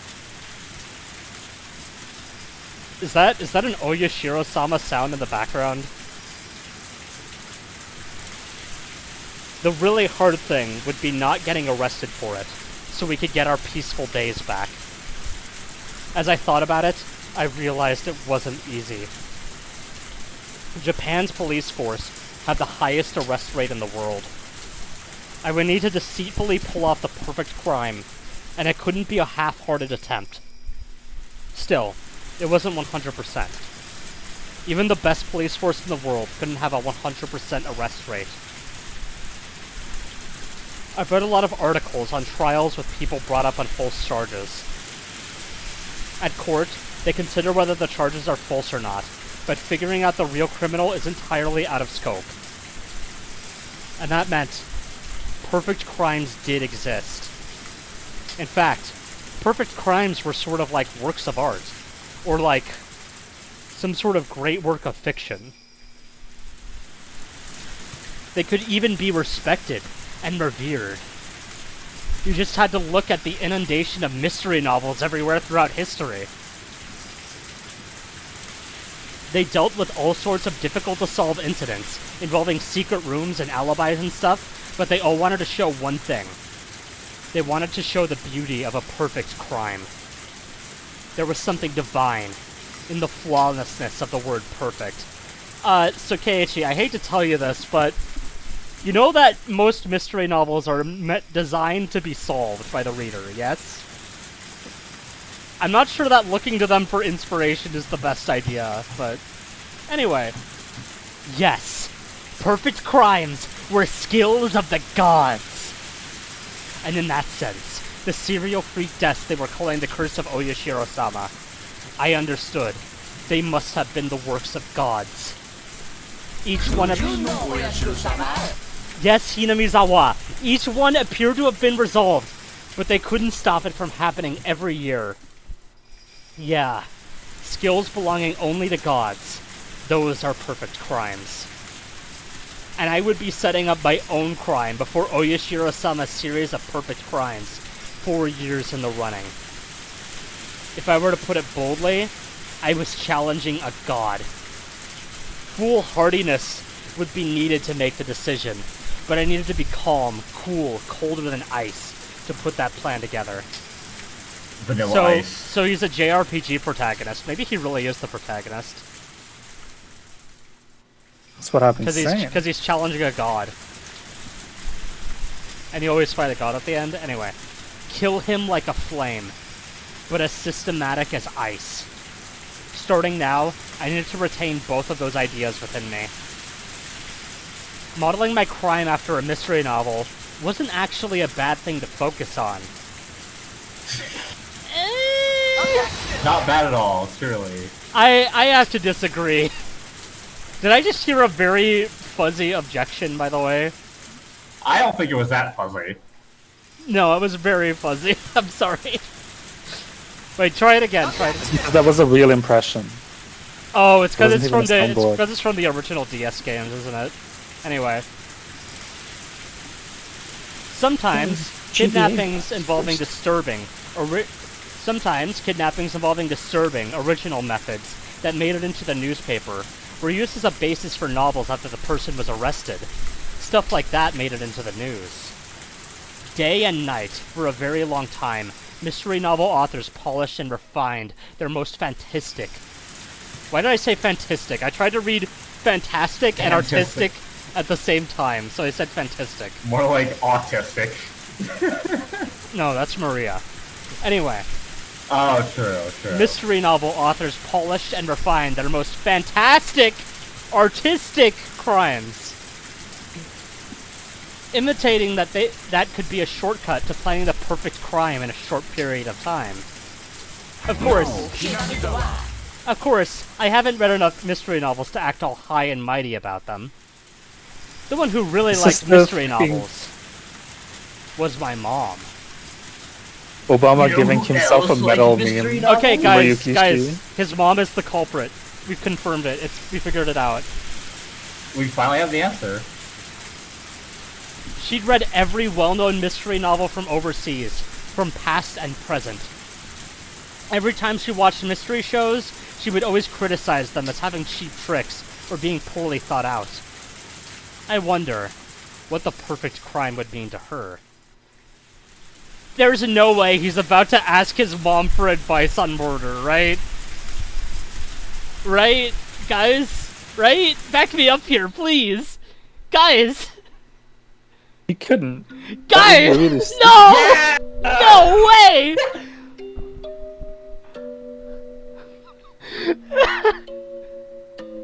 Okay, who's taking Keiichi's mom?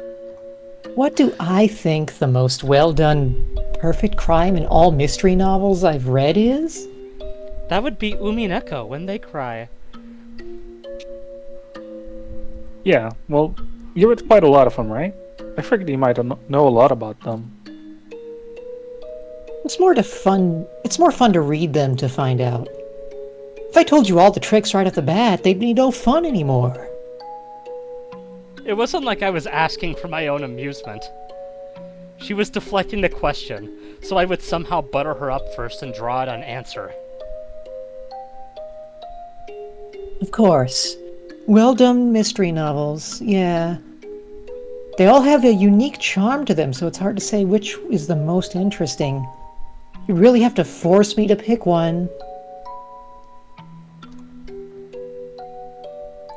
I didn't want to know which novels you liked. I wanted to know about the trick that made you the most surprised. If it was really a perfect trick, the detectives wouldn't be able to solve the case, though. Okay, so his mom's giving him good advice on murder. That's always healthy. That's healthy and normal. That was true. Then there'd be no point. Mystery novels are enjoyable because of the process of the mysteries getting solved. If it was unsolvable, it wouldn't make a very good topic for a novel. I can feel the author glaring at me through the screen. Does anyone else feel that? There was this one mystery novel that I really liked about someone being beaten to death with a metal baseball bat in under 1500 seconds. That would be great. That one really did quite surprise me. Yeah, that was a surprising twist. I get it. Yeah, you're right. If the main character can solve it, it wouldn't be much of a story, huh? Was I being too simplistic? A mystery novel was basically a game, correct? They were written so that you can get to the goal, so that you could solve them. We'll get more into I can sort of feel GM glaring at me right now, but please let's not get into Nox right now, okay? Let's do that later. Don't make me say it. Don't make me say it. Let's do that later, okay? We don't need to get into Nox right now, thank you. But I couldn't use something so optimistic. It needed to be the be-all, end-all of tricks so that we could, without a doubt, return to our old lives.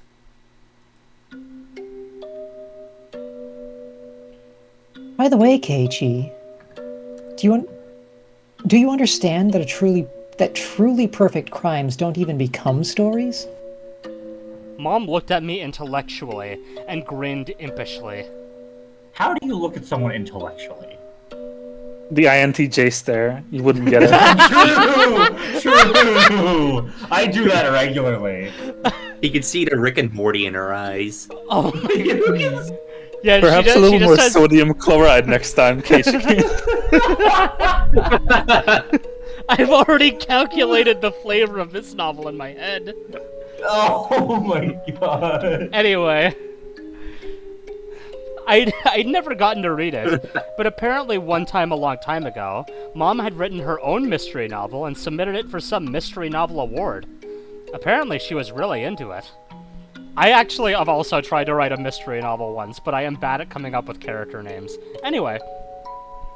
Apparently it was called Siconia When They Cry or something. No, it's not! Those characters have names, thank you. Jimothy is a good name. It is. Don't even become stories. What does that mean? Keiichi, what are the essential parts of a story? Beginning, a middle, and an end? I feel like this is Baby's first literary analysis for all of the horror fans reading this. Anyway. Yeah. The beginning, of course, is especially important. If there's no beginning, then the story never starts. Well, yeah. If nothing happened, nothing would begin. Right. Nothing happened, so there wouldn't even be an incident. Detectives wouldn't be called, so there wouldn't be any mystery. There would be no mystery, so there would be no solution. In other words, it would be the ultimate perfect crime. Wait a second. Could you explain that again? My mom just told me something absurd.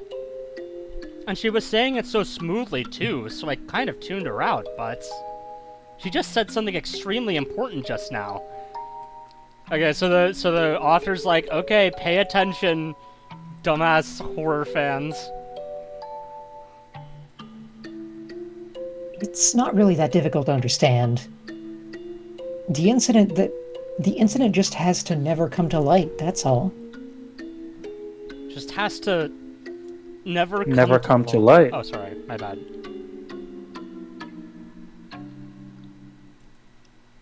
For example, how about this? Let's say there's an old man living deep in a forest nobody goes into. Uh-huh. And one day, the old man gets killed by an axe. And let's say the criminal was the old man's son. He went to the old man's house and they were drinking together, but they got into a fight and he killed him. What an extremely cheap plot. It was an impulsive crime without a hint of planning. It was pretty far from a perfect crime. Keiichi, the house was really, really deep in this forest. So deep in the mountains that nobody would ever go out that far. Then his son would go back to town and say, the old man was doing fine. What about that as a perfect crime? Keiichi, this incident would only begin when it was found out that the old man was killed. If nobody ever visited the old man's house after that, that beginning would never occur. The beginning would never occur. So basically, the story wouldn't start. The incident wouldn't come to light, and they wouldn't call in detectives. And nobody would be suspicious in the first place, so there'd be no mystery. They'd think the old man was still living by himself, deep in the forest. And the old man's face would appear in the sky. And that would be it. He became a constellation. Something like that, you know?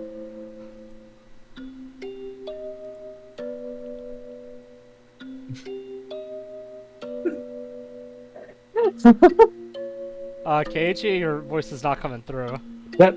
That's amazing. It's a pretty great trick.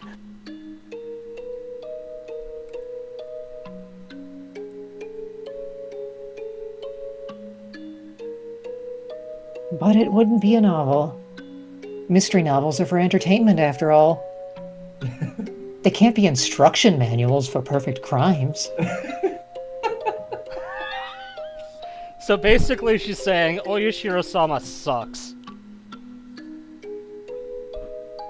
I was trying hard to talk cheerfully to fool her, but inside I was excited. Special tools, strange geography, mysterious drugs, traps involving huge sums of cash. None of them were needed for perfect crimes. The important thing was that there wasn't a beginning. As long as the incident didn't come to light, it would be fine. So I'm just trying to piece together what exactly the author is talking about. Is he talking about Takano's death, or...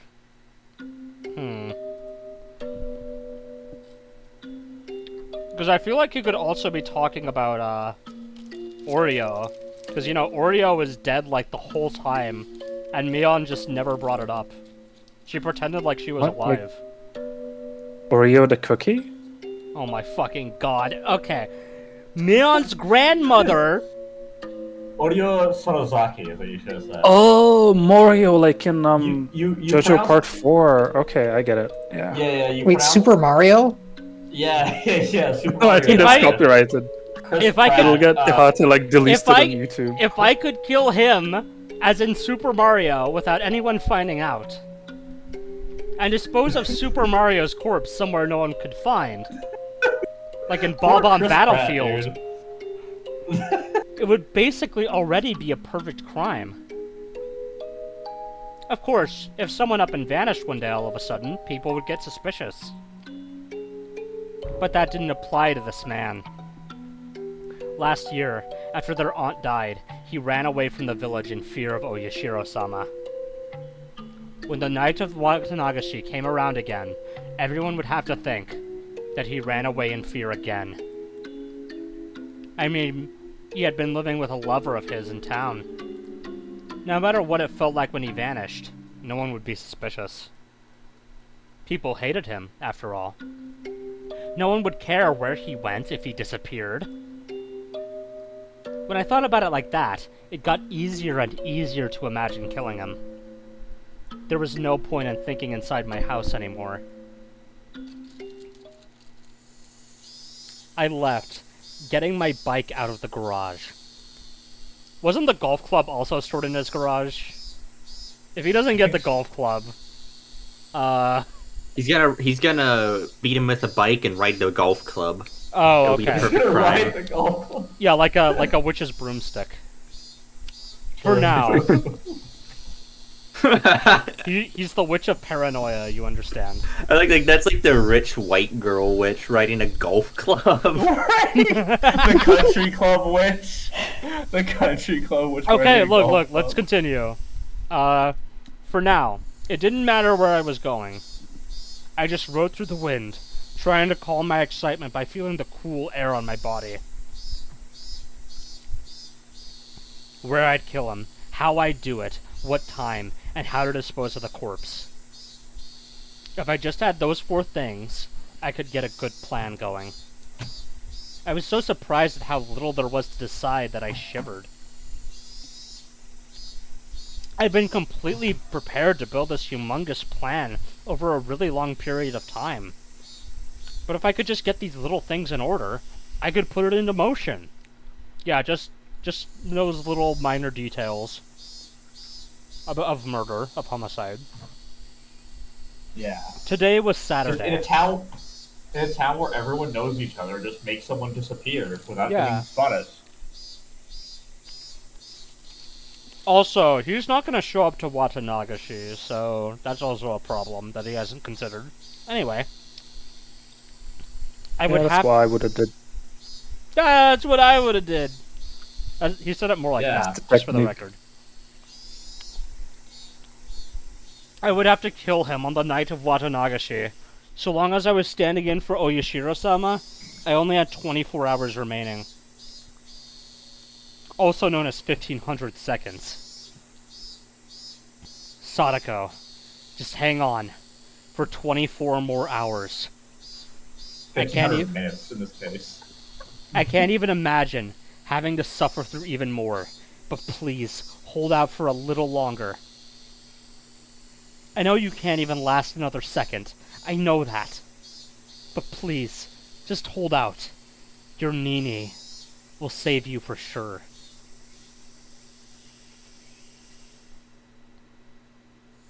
Outside, it was still early enough for the cicadas to be crying. Early afternoon. Evening was still a long way off. I looked at the sky. At some point, it had gotten cloudy. Come to think of it.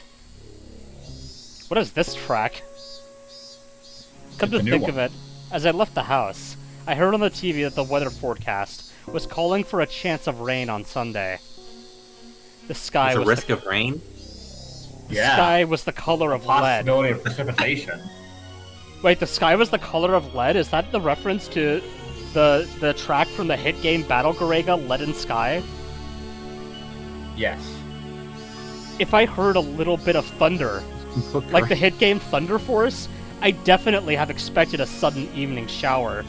Like the hit game, evening shower? Wait. That's probably real. My first destination was school. Like the hit movie Final Destination? I almost said that, but then I realized you said first I almost said- destination. I almost said that too, but I thought it was too stupid. Well, I didn't. Before, You have to take initiative. I'm glad we're all on the same brain cell on this. Before explaining why I was going there, I needed to explain what method for killing that man I had decided upon.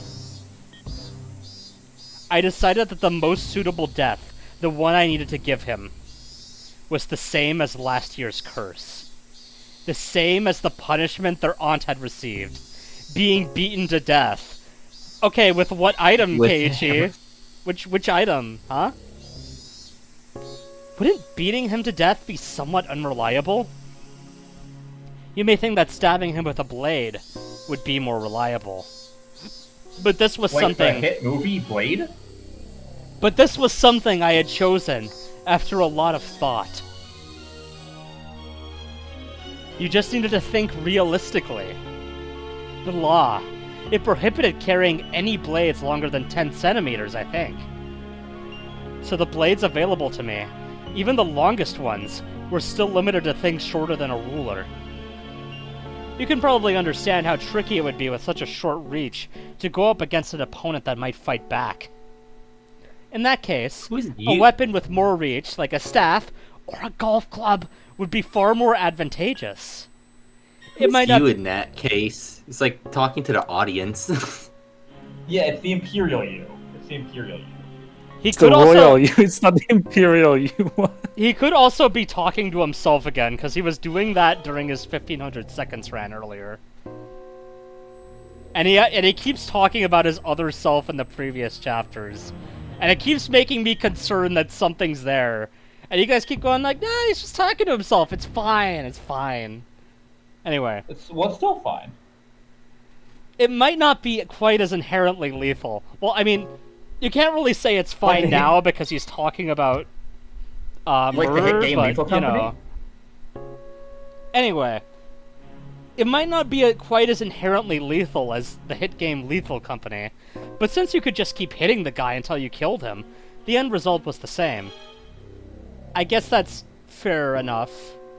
So, what's a staff-like deadly weapon, terrifyingly powerful, and also eminently portable? By this point, you should immediately think of a metal baseball bat and nothing else, like some kind of golf club. Clubs from earlier. Like the hit game? Oh, that's a baseball? Okay, this is fantastic.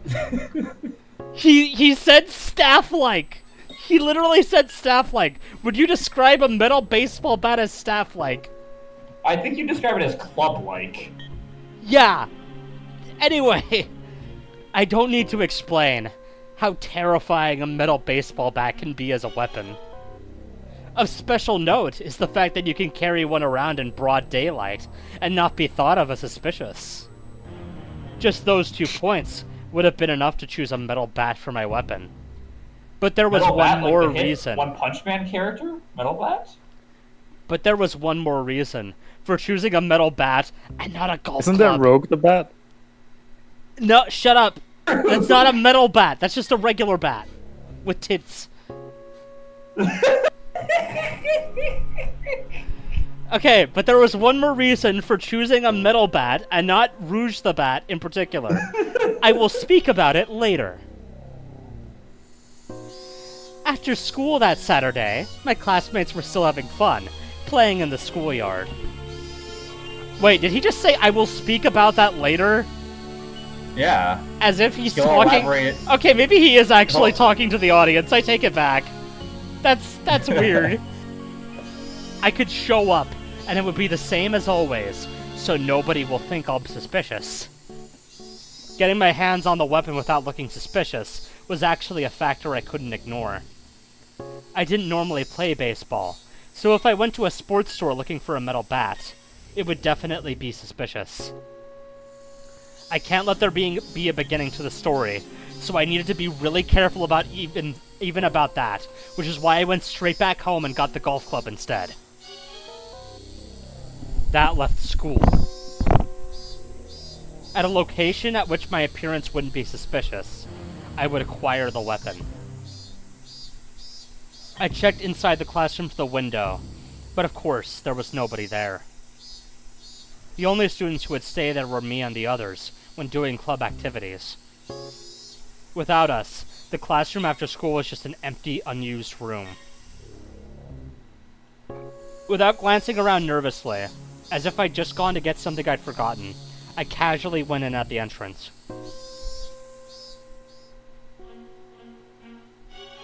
It looked like the teacher was busy with paperwork in the teacher's lounge. I didn't see her in the hallway. Naturally, yet quickly as a shadow, I entered the classroom. Metal Gear Solid. The empty room was full of The empty room was full of a strange, stagnant air that you couldn't feel normally. It was the tetanus from Satoshi's locker. An empty classroom with nobody here. Maybe while no one was mold. Maybe while no one was around, the desks creep about of their own accord, licking the floors clean of dirt. Okay. Schizo Keiichi. I really shouldn't be surprised at this point, but if I suddenly stepped into a place like that, would the desks in their surprise fly at me, crush my bones, and eat me alive? That's ridiculous. I felt regret at wasting valuable time, thinking time on stupid delusions. The students' lockers were lined up at the back of the classroom. The one I was looking for wasn't my own. It was a forbidden locker. One I had accidentally discovered one day.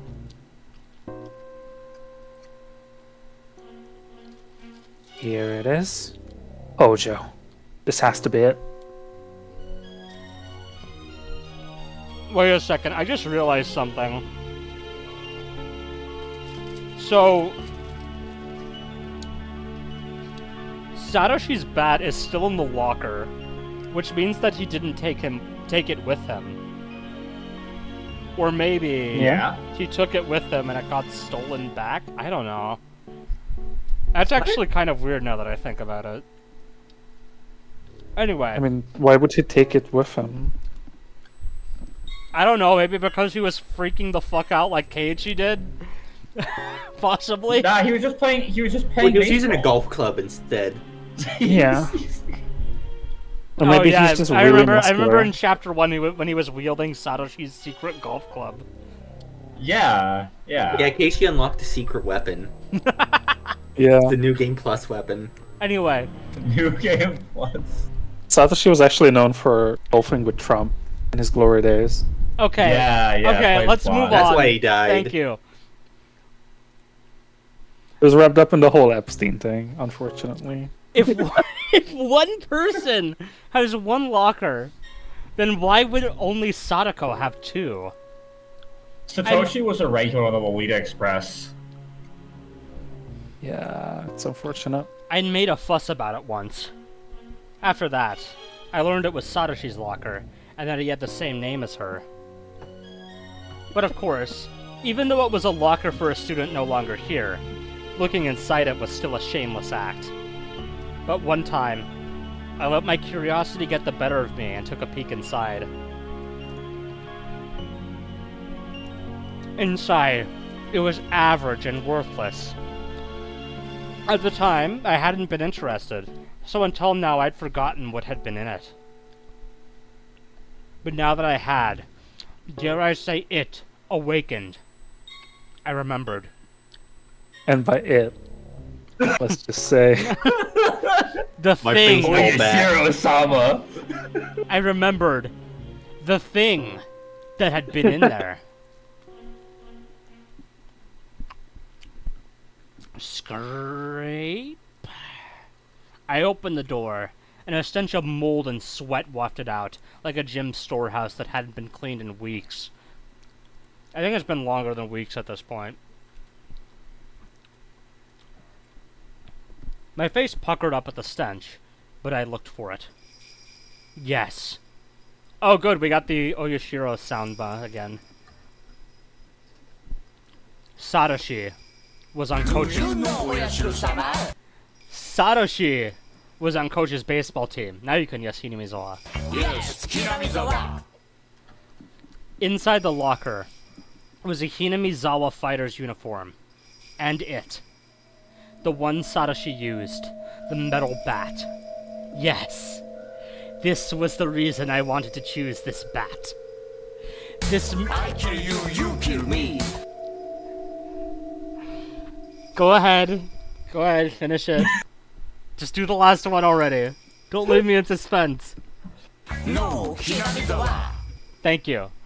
This murder would be carried out by me. But this wasn't originally my role. It was Satoshi's. But I would stand in for him and call myself Sadako's Nini. It was one of the rules. for standing in for him. I reached for the metal bat and grasped it firmly. It was Firmly light, grasp it. and yet its tip had enough heft in it, enough to easily imagine the horror if I brought it down with all my might. That's a really That's good way to relatable. phrase this. Firmly grasp it! Satoshi, I'll give you one last chance to save your sister. Lend me your strength. Lend me your energy. You're a coward, but I will stand in for you. So if you still care even a little bit about her, you will. Lend me your strength. There is no more suitable weapon in the world for putting that man to death than your bat. Now, I just needed to figure out where to hide it. Bro's playing like he's playing Hitman. Tomorrow, before the act, I would just stop by the school, and grab it. They call him Agent 1500. That would also be a good title for the episode, actually. That, I was gonna say, that could be a really good title. Agent 1500. You're welcome. Agent 1500, your target is a fat, disgusting man. It's not fat. Fat repulsive. Sorry, a That's repulsive, the fat- disgusting man. The fat man's a different guy. Even worse, he's an uncle. Well, how do you know Tepe is not fat, first of all? I mean, you feel a certain am him. kinship with him as a feel I mean, weird. that's right. Yeah, but okay, but you That's feel right. you feel a certain kinship with him, and you are a Wishi. Yeah. So therefore, by the Okay, principle, is Rika no, fat? listen, Is Rika fat? listen. By the principle of Hempel's Raven, I'm just saying. Hempel's Raven. I'm going insane. Anyway, because I couldn't ignore the. Going, he says. Staying in character is the inner monologue. Yeah, I'm trying to get in character here. Because I couldn't ignore the possibility someone would see me bringing it home and think it was strange. But if I left it here, there wouldn't be a problem. Plus, tomorrow was Sunday. Not only that, it was the day of the biggest festival in the whole village. Nobody would be coming to school. I left out the entrance and went over to a construction vehicle parked nearby. We'd been warned by our teacher not to touch it just for laughs, so none of us kids wouldn't come near the vehicle either. They wouldn't, because if she found out they touched it, they'd be in huge trouble. I quietly hid it, in the shadow of the vehicle. Keiichi, you know the sun, changes position in the sky, yes? Well, that's a common misconception, but actually the Earth changes position around the sun. Okay. I mean, that's objectively true, but you know what I mean. The Anyway, jokes have been really good this episode. the chances of someone operating the vehicle tomorrow were slim to none, much like the chances of the Earth orbiting around the sun instead of the other way around. Geocentrism forever. Keiichi's a flat earther, actually. No, he's a geocentrist. Flat It's Earth different. and geocentrism aren't mutually exclusive. Surprisingly, they're usually not combined. Usually they use, an even more insane flat Earth theory. Like the Hollow Earth theory. He's actually on the back of a turtle. Discworld, yeah. Anyway, because tomorrow was Sunday, government workers had the day off. And, from what my classmates had said, the thing had been left here for years now. Machines that haven't been moved in years. You can't just suddenly start them up again. So I was almost definitively fine in this case. What was that about a perfect plan? Just like 2 scenes No, ago, he's Keiichi. almost fine. He's almost 100% fine. Almost. As long as he Yeah, doesn't get bad RNG, like it'll work out. 80%, yeah. He's at least 1500% sure, okay? Anyway, The sunlight was piercingly hot. My head grew faint for a moment. Had the heat been this harsh for the entire day? A moment of dulled thoughts like this was a moment of carelessness. I gave myself a couple hits in the head, then I looked around warily. So when I read this line, has anybody else seen that really badly traced, like, Evangelion RPG? Where Asuka What? smashes... where Asuka smashes a coffee cup over her head. Yeah. Because she says that her IQ was decreased at school, and then she's like, I feel much better. Anyway, that's what I thought. I've never heard of this, but that sounds hilarious. Hold on, you know what? It's a classic Hold image. on. Hold on. I think I actually have. Wait, can you send the image to me and I will just put it on the screen? It'll be Oh. great. It's an. Oh my god. That's Okay, beautiful. well, too bad. I'm putting it on the screen anyway. Let me just save this bad boy. That's not an RPG, but alright. Oh, it's like one of those. I forgot the name of the genre. XP It's like points a time 2.5. management game for. I see. Alright. Smashes the coffee cup over her own head. There we go. So peak. There we go. Now everybody can see. No one can see, by the way. Yeah. No one can see. Well, the VOD can see it, so too bad. I'm seeing it. I'm actually seeing it right now. The VOD It's can see actually it, really so beautiful. that's all that matters. I always like the YouTube people better Oh. anyway. Nobody tell the YouTube people what he says after the VODs are over. Shh. They don't need to know about that. All two of the YouTube people. The entire 3 YouTube people. You're overestimating it. Okay. No. They're gonna be you- so hurt when they hear that, though. Okay. Next. How to dispose of the YouTube people, I mean corpse. You-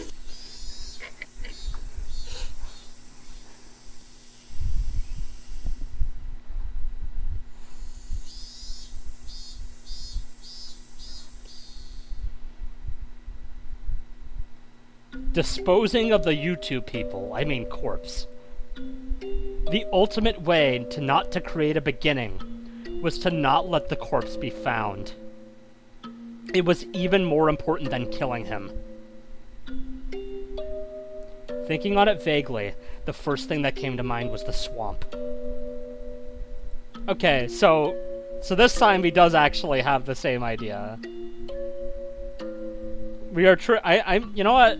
Keiichi, you're really smart. Going Keep for the going. most mainstream solution. The most Really mainstream. lowbrow stuff. Yeah, everybody just keeps dumping their fucking corpses in here. Anyway, It's like 5 years in a row, and it's a water-based pun. Onigafuchi. How is it a water-based pun? True. It's mainstream. Mainstream. Oh, that's not a stream. It's a swamp. You fucking idiot. Onigafuchi. It's a reference to Coldstream, Left 4 Dead 2. Onigafuchi, which was not Coldstream from Left 4 Dead 2, the dreadful bottomless swamp, revered even now, that appeared in the legends of Onigafuchi Village.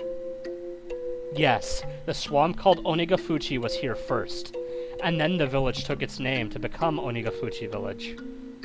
In other words, this swamp was the origin of Onigafuchi Village. Okay, so if we ever make like a Hinamizawa thing in Spirit Island, we know that's the origin. Anyway, Fuck It Spirit have to be in the Island. wetlands. no one, no matter who it was, would float back to the surface of this bottomless swamp. Everyone would be swallowed into the land of the demons below the earth. Also, Spirit Island is a board game that me and Keiichi-kun played. It's basically about you basically play as an island spirit, and your goal is to kill colonizers. It's kind of awesome. Oh, okay. Oh, that's based. Yeah. Anyway, And then Cortez himself shows up and you lose because what the fuck can you do? We haven't actually played the hard mode yet. Like- Maybe that is a thing. Anyway, moving on. Cortez what from is Crash that? Bandicoot. No, that's Cortex. Oh, close enough. Okay, no one, no matter who it was, would float back to the surface of this bottomless swamp. Everyone would be swallowed down into the land of the demons below the earth. That was how the stories went. If I was trying to copy Oyashiro-sama's curse, then I felt that the theory demanded I discard the remains and the weapon into the swamp. But they may have said it's bottomless, but I didn't actually know. And people say Bottomless large swamp manager. And people say large creatures like humans produce a lot of gas when they rot, granting a lot of buoyancy. It was why using fairly heavy objects to hold people down didn't work. Come to think of it, with the curse the year before last, Rika-chan's mother drowned herself in the swamp. And the criminal behind the dismemberment that went missing the year of the first curse, too. It was rumored he tried to discard the body in the swamp and accidentally drowned in it. I never heard of the corpse coming back up, or them finding it. Then, shouldn't I choose to discard the corpse here, too? I could discard the weapon there. And then, for example, if her uncle came out on a motorcycle and attacked, it would be convenient to get rid of the bike, too. I knew that Sadako's uncle generally used a motorcycle for transportation. But, as for the corpse, after a lot of worrying, I decided not to discard the corpse in the swamp. I guess he's not mainstream, he's a hipster. The drowning, suicide, and accident were both rumors. Nobody knew if they'd actually happened. There were no lack of false rumors about the drowning suicide anyway, and it was possible the murderer hadn't drowned there and was still on the run. That meant no one had ever confirmed a corpse being dropped in there and then not coming back up. Then what would I do with the body? I thought it might be interesting to go with the first incident, cut him to pieces and hide him.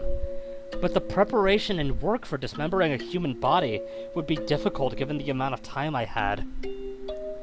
With that out of the question, I arrived at the conclusion to go with the more orthodox method of burying the body. Then where would I bury it? Was a question related to where I would kill him. Didn't they say it was going to rain tomorrow?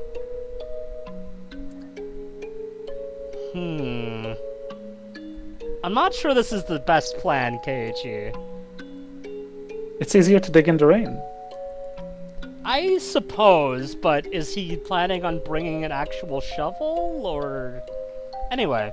Well, he's got two hands.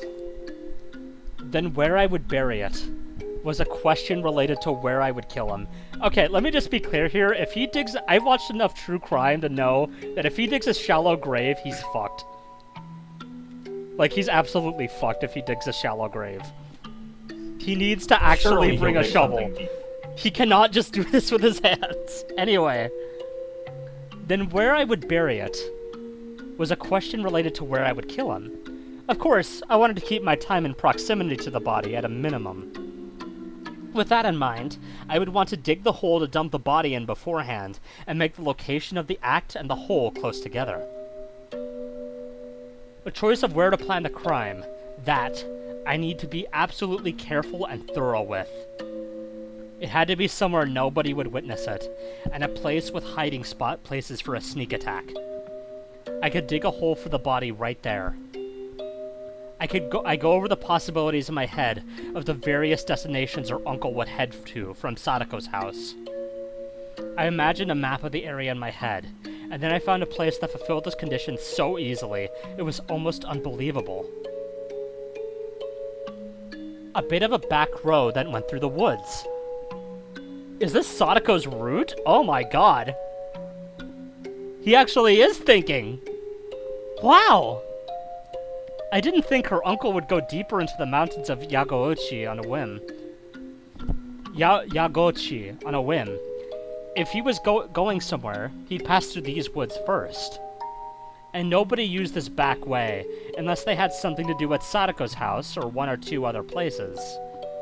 This path was fantastically ideal, as few people used it. I would wait for him in these woods. Would an ambush actually be possible? I went into the trees and tried really hiding myself in a few places.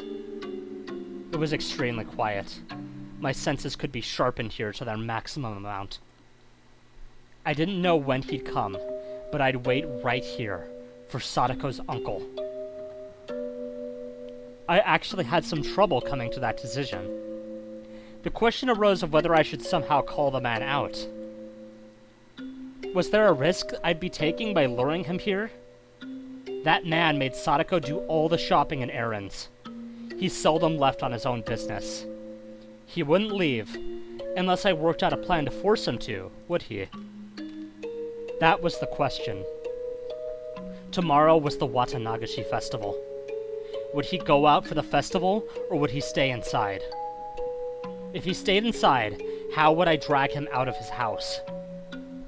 That's right. Wouldn't he make Sadako go to the festival? Sadako would go to the festival. Meanwhile, I would call the man. This is the Okonomiya police station. We have the young lady from your house. Could you come and pick her up immediately? It didn't even have to be the police. The clinic. The young lady from your house has been injured. This is the clinic. The young lady from your house has been injured. Please come pick her up. Yes, that would work too. If I claimed to be the police or the hospital, told him to come, and then hung up on him, he'd rush there trying to figure out what was going on, wouldn't he? And just the other day, he was visited by a probation officer. He wouldn't suddenly grumble about having to get his niece and not go.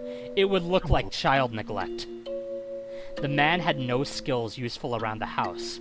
Sadako, his slave, was an essential part of his daily life. Conclusion.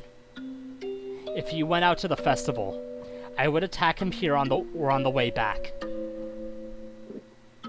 If he didn't, I would lure him out by phone. If luring him out by phone was my first step, I needed to be sure Sadako would go to the festival, leaving the house. It would be convenient if I could make Mion take Sadako to the festival. She said her aunt was a district welfare officer.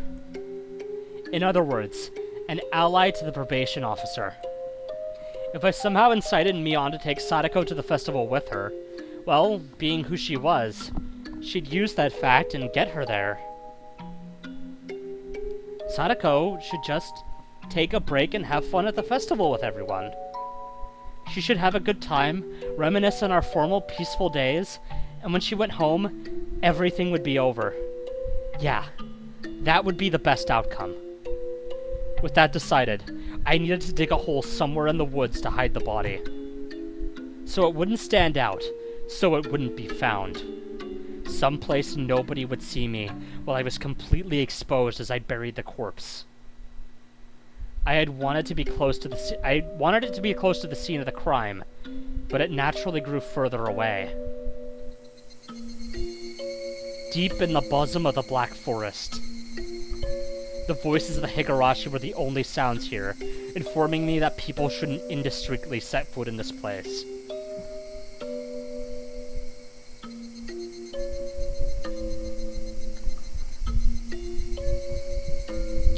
Digging a hole, huh? Digging a hole with so many tree roots crawling around the ground would be far more difficult than I'd envisioned. Not imagined, envisioned, just to be clear. I snuck a gardening spade out here in my bag. Oh my god. Okay, so he did actually bring a shovel. Just not the right one. Probably not a big enough Insufficient shovel. At least he recognizes that this is an insufficient amount of shovel. But that wouldn't be enough. Still, as I looked into various approaches, I managed to find a place I could dig into. Tomorrow, I'd bring a real shovel from the storeroom at home. I'd manage with that. I wondered how big a hole would have to be to fit a human all the way into it. I'd probably have to dig pretty deep down. But if I was slipshod in these efforts, I'd let a beginning occur. I absolutely couldn't allow that. Use any amount of time you need to. I mustn't spare any effort to utterly erase him. I glanced at my wristwatch. It was a little past 6. This was probably all I was going to get done here for today. I really wanted to dig the hole in advance tonight, even if it got dark out, but Mom would be upset if I stayed out that late. It wouldn't be good to come off as suspicious to my parents. And yet, you asked your mom about perfect crimes. Okay. I needed to go back home and give Mion a call soon. I needed to get her to promise Sadako to take her by tonight. After that, today would be done. Done. Would it be, though? Is this really everything I could do to prepare right now? I decided where to kill him. I decided how to kill him. I decided, of course, how to dispose of the body. I didn't decide on a time, but I would play that by ear. I didn't have a way to decide that. Was that really all? Was this really alright? Have I overlooked anything? Would this really go how I planned? After all this, worries started welling up one after another. It was only natural. I'd be anxious. This would be the first and last big job of my lifetime. I could not allow failure, and I had no experience, as this was my first time. I didn't have the know-how, the knack, so it was only natural that I'd be anxious. The dark clouds of unease told me that doing nothing would be the easiest way, a truly pathetic suggestion this late in the game. Have you forgotten how miserable Sadako looked? From the outside, it may have looked like I was resolute, but deep in my heart, my knees were shaking loudly. I'd never actually won a single fight to my satisfaction. Could I really kill someone? I may have been planning an ambush, but my enemy was large and far older than me. He had a scary face, and it looked like he was well accustomed to fighting. I mean, he did have like Thug 1 and Thug 2 as his friends, so fair enough. Very eloquent thugs. Very eloquently spoken thugs. They did seem a lot nicer than he did, I have to say. Could I have... All the pieces before and after the murder were perfectly planned. But was the actual murder the most important part? What unsettled me the most? All my preparations, all of my perfectly concealed machinations. If I didn't successfully murder him, they amounted to nothing. Damn it! After coming this far, you're pathetic, Keiichi Maibara! If you start to have these kinds of second thoughts, your ulterior motive will be obvious. Let's go home. Go home and calm your mind. Tomorrow will be a juncture in your life, the likes of which graduation, employment, marriage, and childbirth couldn't hold a candle to. A day of murder, to kill someone, for someone else's sake. With that day behind us, we would take it back again. Those mild, spring-like days we never thought would stop. Those safe, peaceful, fun times. Maybe I should refill my water. I pedaled my bicycle hard to get home. I felt somehow unsteady, like my body and soul weren't in alignment. A subtle shift between where the tips of my hands and feet really were, and where I felt them to be. My vision was a little distant and narrow, as if the great barrier I risked my future life on had nothing to do with me. An unreal sensation. How could I put it? Everything was so far away. Fine. Feel your unease permeate you, Keiichi Maibara. If that will turn your timidity into meticulousness and allow you to act with greater caution, then it's actually an important emotion for you to feel. This feel like I had never went away that night.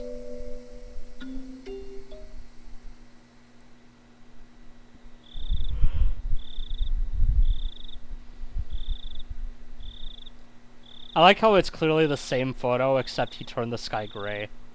Yeah, I like how much that highlighted. It was just the same photo, the transition. It was the first time I'd be calling Mion's house. I searched for her in the phone book the school gave me, then dialed a short phone number, the kind unique to remote places. And unique to phones. Oh my god. It was around dinner time. She would probably be home. But just as I started to think nobody would respond, someone finally picked up the receiver. It was Shion. Hello, this is Sonozaki. Oh, I'm sorry for calling so late at night. Is this Mion? Huh? May I ask who's calling? It's me, Keiichi. Ah. Oh, Kei-chan. It's pretty late. What's up? She seemed to be in a weirdly good mood, and she drew her syllables out. Right. It's the night before tomorrow's festival, so she's probably with her family having some drinks. Sorry for the late call. Do you have time right now? Sure. What is it? It's about Satoko. I heard her draw in a small breath on the other end. Satoko. She's in a pretty bad spot. I hope she's okay. The scent of sake had completely disappeared from her voice. She can't be okay. You saw that too, didn't you? What she was like? She was completely worn out from all the abuse. We failed her all this time, and now she's become like that. We didn't fail her. Everyone tried their hardest to help her. But we didn't come up with anything, and we couldn't save her. In the end, we couldn't do anything about it, and now she's become like that. I guess you're right. All I did was watch, after all. So, well, at least... Couldn't we at least let her have fun for one night? Huh? Let her have fun? She's been so battered lately, you understand? That's why I want you to take her to the Watanagashi festival tomorrow. I don't mind. But why? Why? I want to give her a breather at least for the festival night, you know? Even if it's just one night. If she can get away from her evil uncle, then I think she'll be happy, even if it's only a little while. Yes, but... why? Okay, Mion definitely sees straight through this bullshit. Great. Why? Why what? I was having a little difficulty understanding what Mion was asking me. Why? Well, I mean... why don't you bring her, Kei-chan? Why do you need to ask me to do it? Mion was persistent about odd things. No. Maybe it'd be better to say that she was sharp.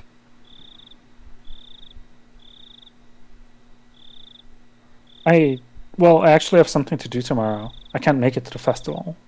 So I wanted you to take Satoko there for me. Something to do? It's nothing major. I'll probably finish quickly, but I might not be able to meet up with you all tomorrow. I wonder what he could be referring to.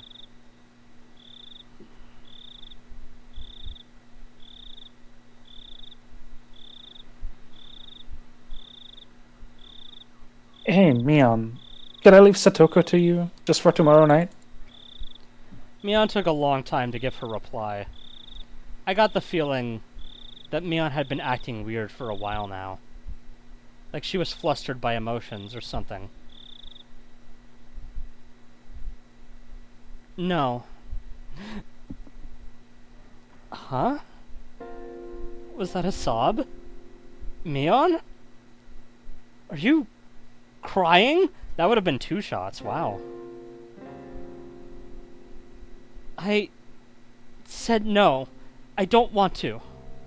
I don't want you to push this onto someone like me. I'm not trying to push anything onto you. It's just for tomorrow night. That was a lie! What? Mion, what was she talking about?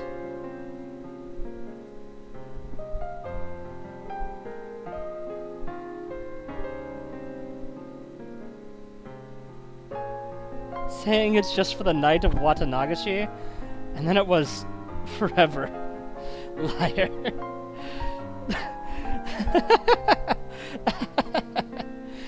But I guess we're even, huh? I couldn't keep the promise I made with you. I left her alone. Alone all this time. I had no idea what to say to that. Mion was clearly now talking to someone other than me. Oh, okay. She's talking about Satoshi, most likely. Perhaps. So, Satoshi approached her before Watanagashi? That's interesting. Anyway. I didn't know who. All I could do was listen to her in a daze. You never came back after that. And now you called me again to push her onto me. You're so unfair.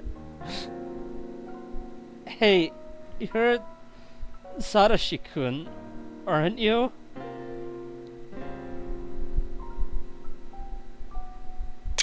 Okay. She's Next been line. hitting up the alcohol too much. Mion, what are you talking about? I mean, I have speculated about this. So, I'm guessing this might be a direct response to audience theories, then. Probably. When I said her name, whatever spell was on Mion was released.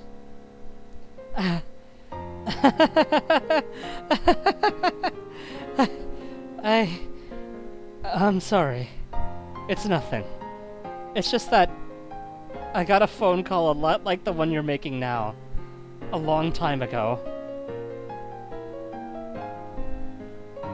Was it from Satoshi? Mion didn't answer. All I could hear were sobs coming through the receiver. Sorry. I think I'm still a little tipsy. I got all weirdly emotional. Sorry, I probably scared you. I had no idea how it happened, but I was pretty sure that last year, on this very day, Satoshi had called Mion and told her to bring Sadako to the festival. I wonder what reason he had to do that. He was probably sick. He was just Yeah, not he feeling was well sick, that so he day. couldn't show up. He had the drug that makes you kill yourself disease. Yeah. Drug that makes you Disease that kill makes your you own. kill yourself. The drug that makes you kill your aunt disease, my bad. Anyway, when she asked why he needed her to do it, he replied the same way I just did. Satoshi didn't go to the festival, did he? Yeah. He said he had something to do and couldn't make it. And then he told me to take Sadako there in his place.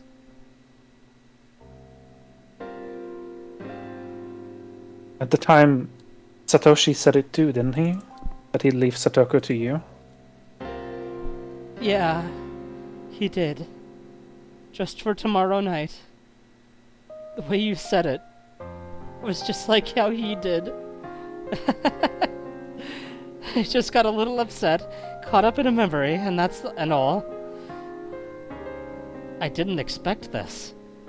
Satoshi had given her the exact same phone call 1 year ago today. After that, Mion had said more. that he was lying. That he told her it would only be for the night of the festival. I get it. A few days later, Satoshi, he disappeared. Disappear might have been a rather vague way to put it, considering he was unpersoned and all. Whether he ran away or not, Satoshi left, abandoning Sadako. Yes, he didn't transfer, or run away from home. He disappeared. And then, an idea far more indistinct than even fog crossed my mind. Satoshi made exactly the same phone call as me last year. Why would Satoshi make the exact same call? Gee, Keiichi, I couldn't think of a single reason why.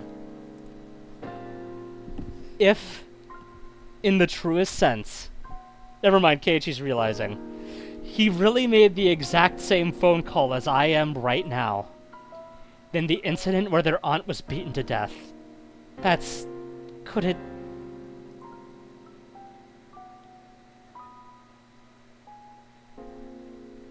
Was Satoshi... Huh? What was that? Last year, Sadako had been constantly abused by her uncle's wife, their aunt, too. Her aunt abused her the most, and on that night, in the name of Oyashiro-sama's curse, she was taken from this world. If I thought about that, everything made perfect sense, didn't it? Last year, Satoko's aunt was beaten to death, wasn't she? Would it be impossible for Satoshi to have... No, but that would mean... But then, Satoshi...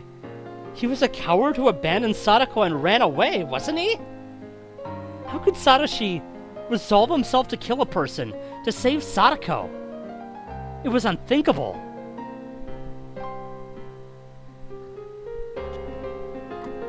Is it unthinkable? Is it really unthinkable? You might want to think about this one for more than 2 seconds, It Cage. couldn't be.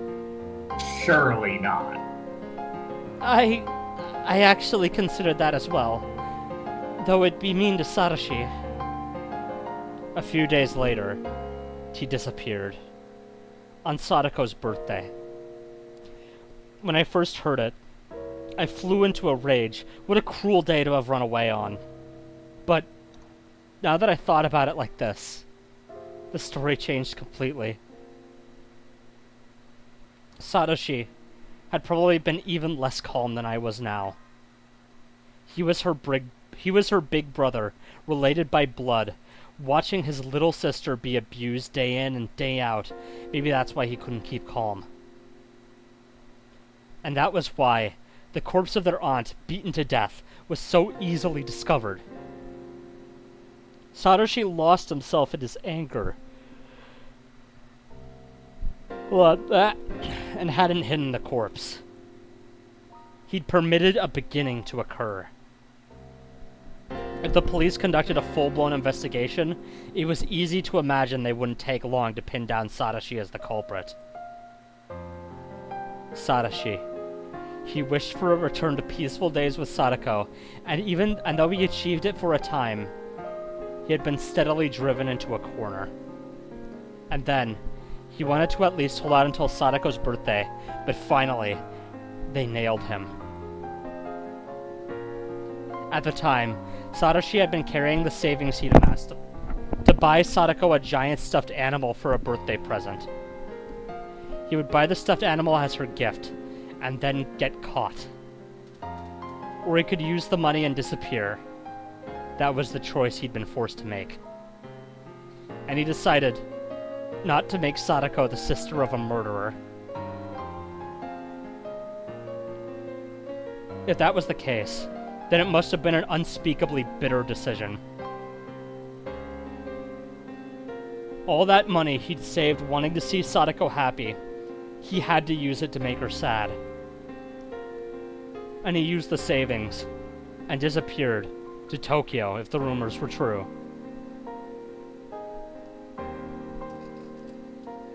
Was that how Satoshi disappeared? I don't know. That Oishi guy seems to think that way, though. Oishi. Had he slowly been driven into a corner by that repulsive man's pig-headed pursuit? Okay. Hi, GM, by the way. How's it pig-headed. going? I mean, cops are pigs, so that works. No, Hinamizawa. Yes, Hinamizawa. What the hell? The circumstantial evidence is all there. But I think your deduction is wrong. They caught some lowlife in the prefecture, and he apparently turned himself in for the crime. That was right. The deviant had confessed, and the incident was solved. They said he really was just a crazy person, and that he had no ties to... Oh, fine, I'll do it myself. Yes, Hinamizawa. No, he had no ties. No, Hinamizawa. Okay, thank you. And no relationship with Satoshi, of course. I mean, I have a pretty hard time believing the guy would lie in Satoshi's place. You couldn't just arbitrarily decide like that. You never know where or how humans are tied together. If that guy took the blame, then it was the perfect crime. Of course, if it was really a perfect crime, there would have been no reason for Satoshi to vanish. Plus, I don't think Satoshi had the kind of money to run away. That day, he withdrew all his savings. No matter who I tell this to, nobody believes me, but... that stuffed animal he said he was buying for Sadako. It was gone from the display. Sold. It must have been Satoshi. Wait a minute. If he didn't use the money to flee and bought the stuffed animal instead, he would have gone back to Sadako, wouldn't he?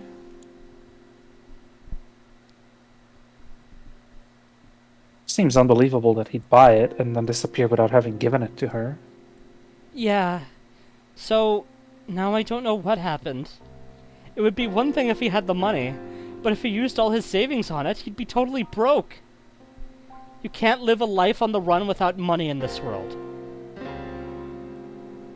Ellipses. I think you can just omit the on the run, frankly. I didn't get it. After all that, I was understanding Satoshi less and less. The two of us fell silent. I couldn't remember how we even got on this topic. Sorry. I think we got off topic. Sadako, right? Don't worry. I actually already invited her.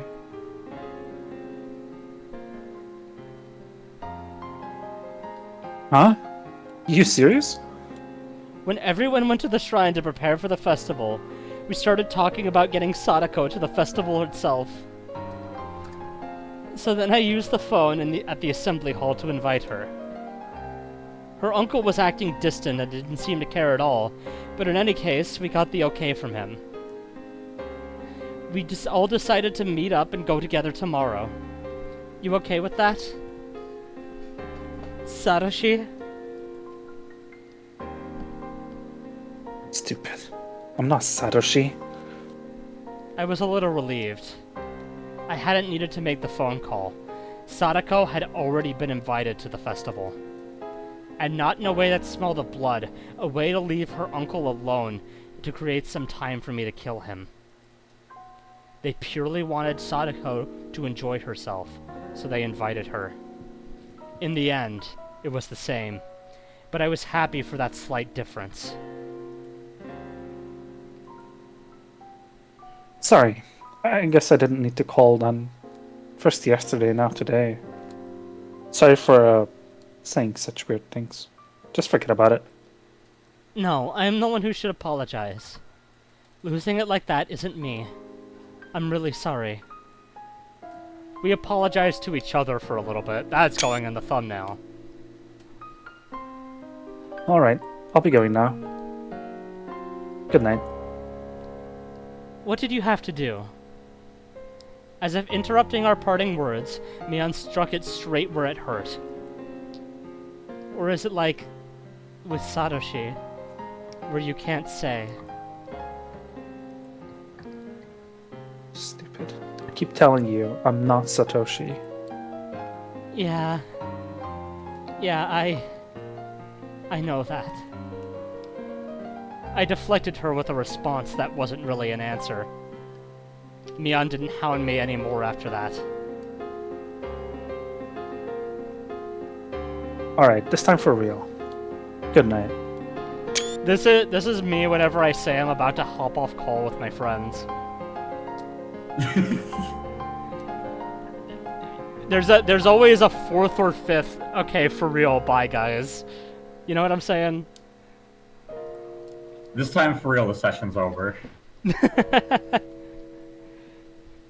I don't know why you're giving me the same phone call as Satoshi-kun did, but... yeah, never mind. I'm sorry. Good night. I'm hanging up. Click. Satoshi Hojo. Just who are you? I scorned you as a coward who ran away, abandoning his sister. I always thought you didn't have the right to call yourself her Nini. But now I didn't know what to think. Oyashiro-sama's curse on the 4th year, their aunt's death, and Satoshi's disappearance. And now, me, trying to carry out Oyashiro-sama's curse on the 5th. Oddly enough, what I was going to do overlapped perfectly with Satoshi, the day before the curse.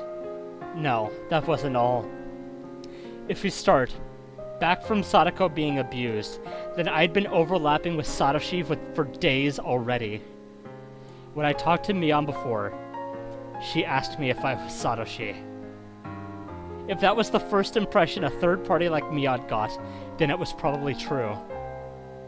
Then as Satoshi had accomplished, I would succeed in the murder. Maybe I really do need to refill my water, but it is about time anyway. You need to drink more. Should we call it here, by the way? I think we'll probably, based on what Let's get to a good GM... stopping point. I think based on what GM said, we will probably be able to finish next session, which is exciting. Yeah. You guys are gonna have fun with the next session. Oh man, I mean the 1500 seconds was pretty good already. Maybe the next session will be over in 1500 seconds. Anyway, I know none of the YouTube crowd sticks around for the end of this video, so you guys suck. Ha ha ha! L rip bozo.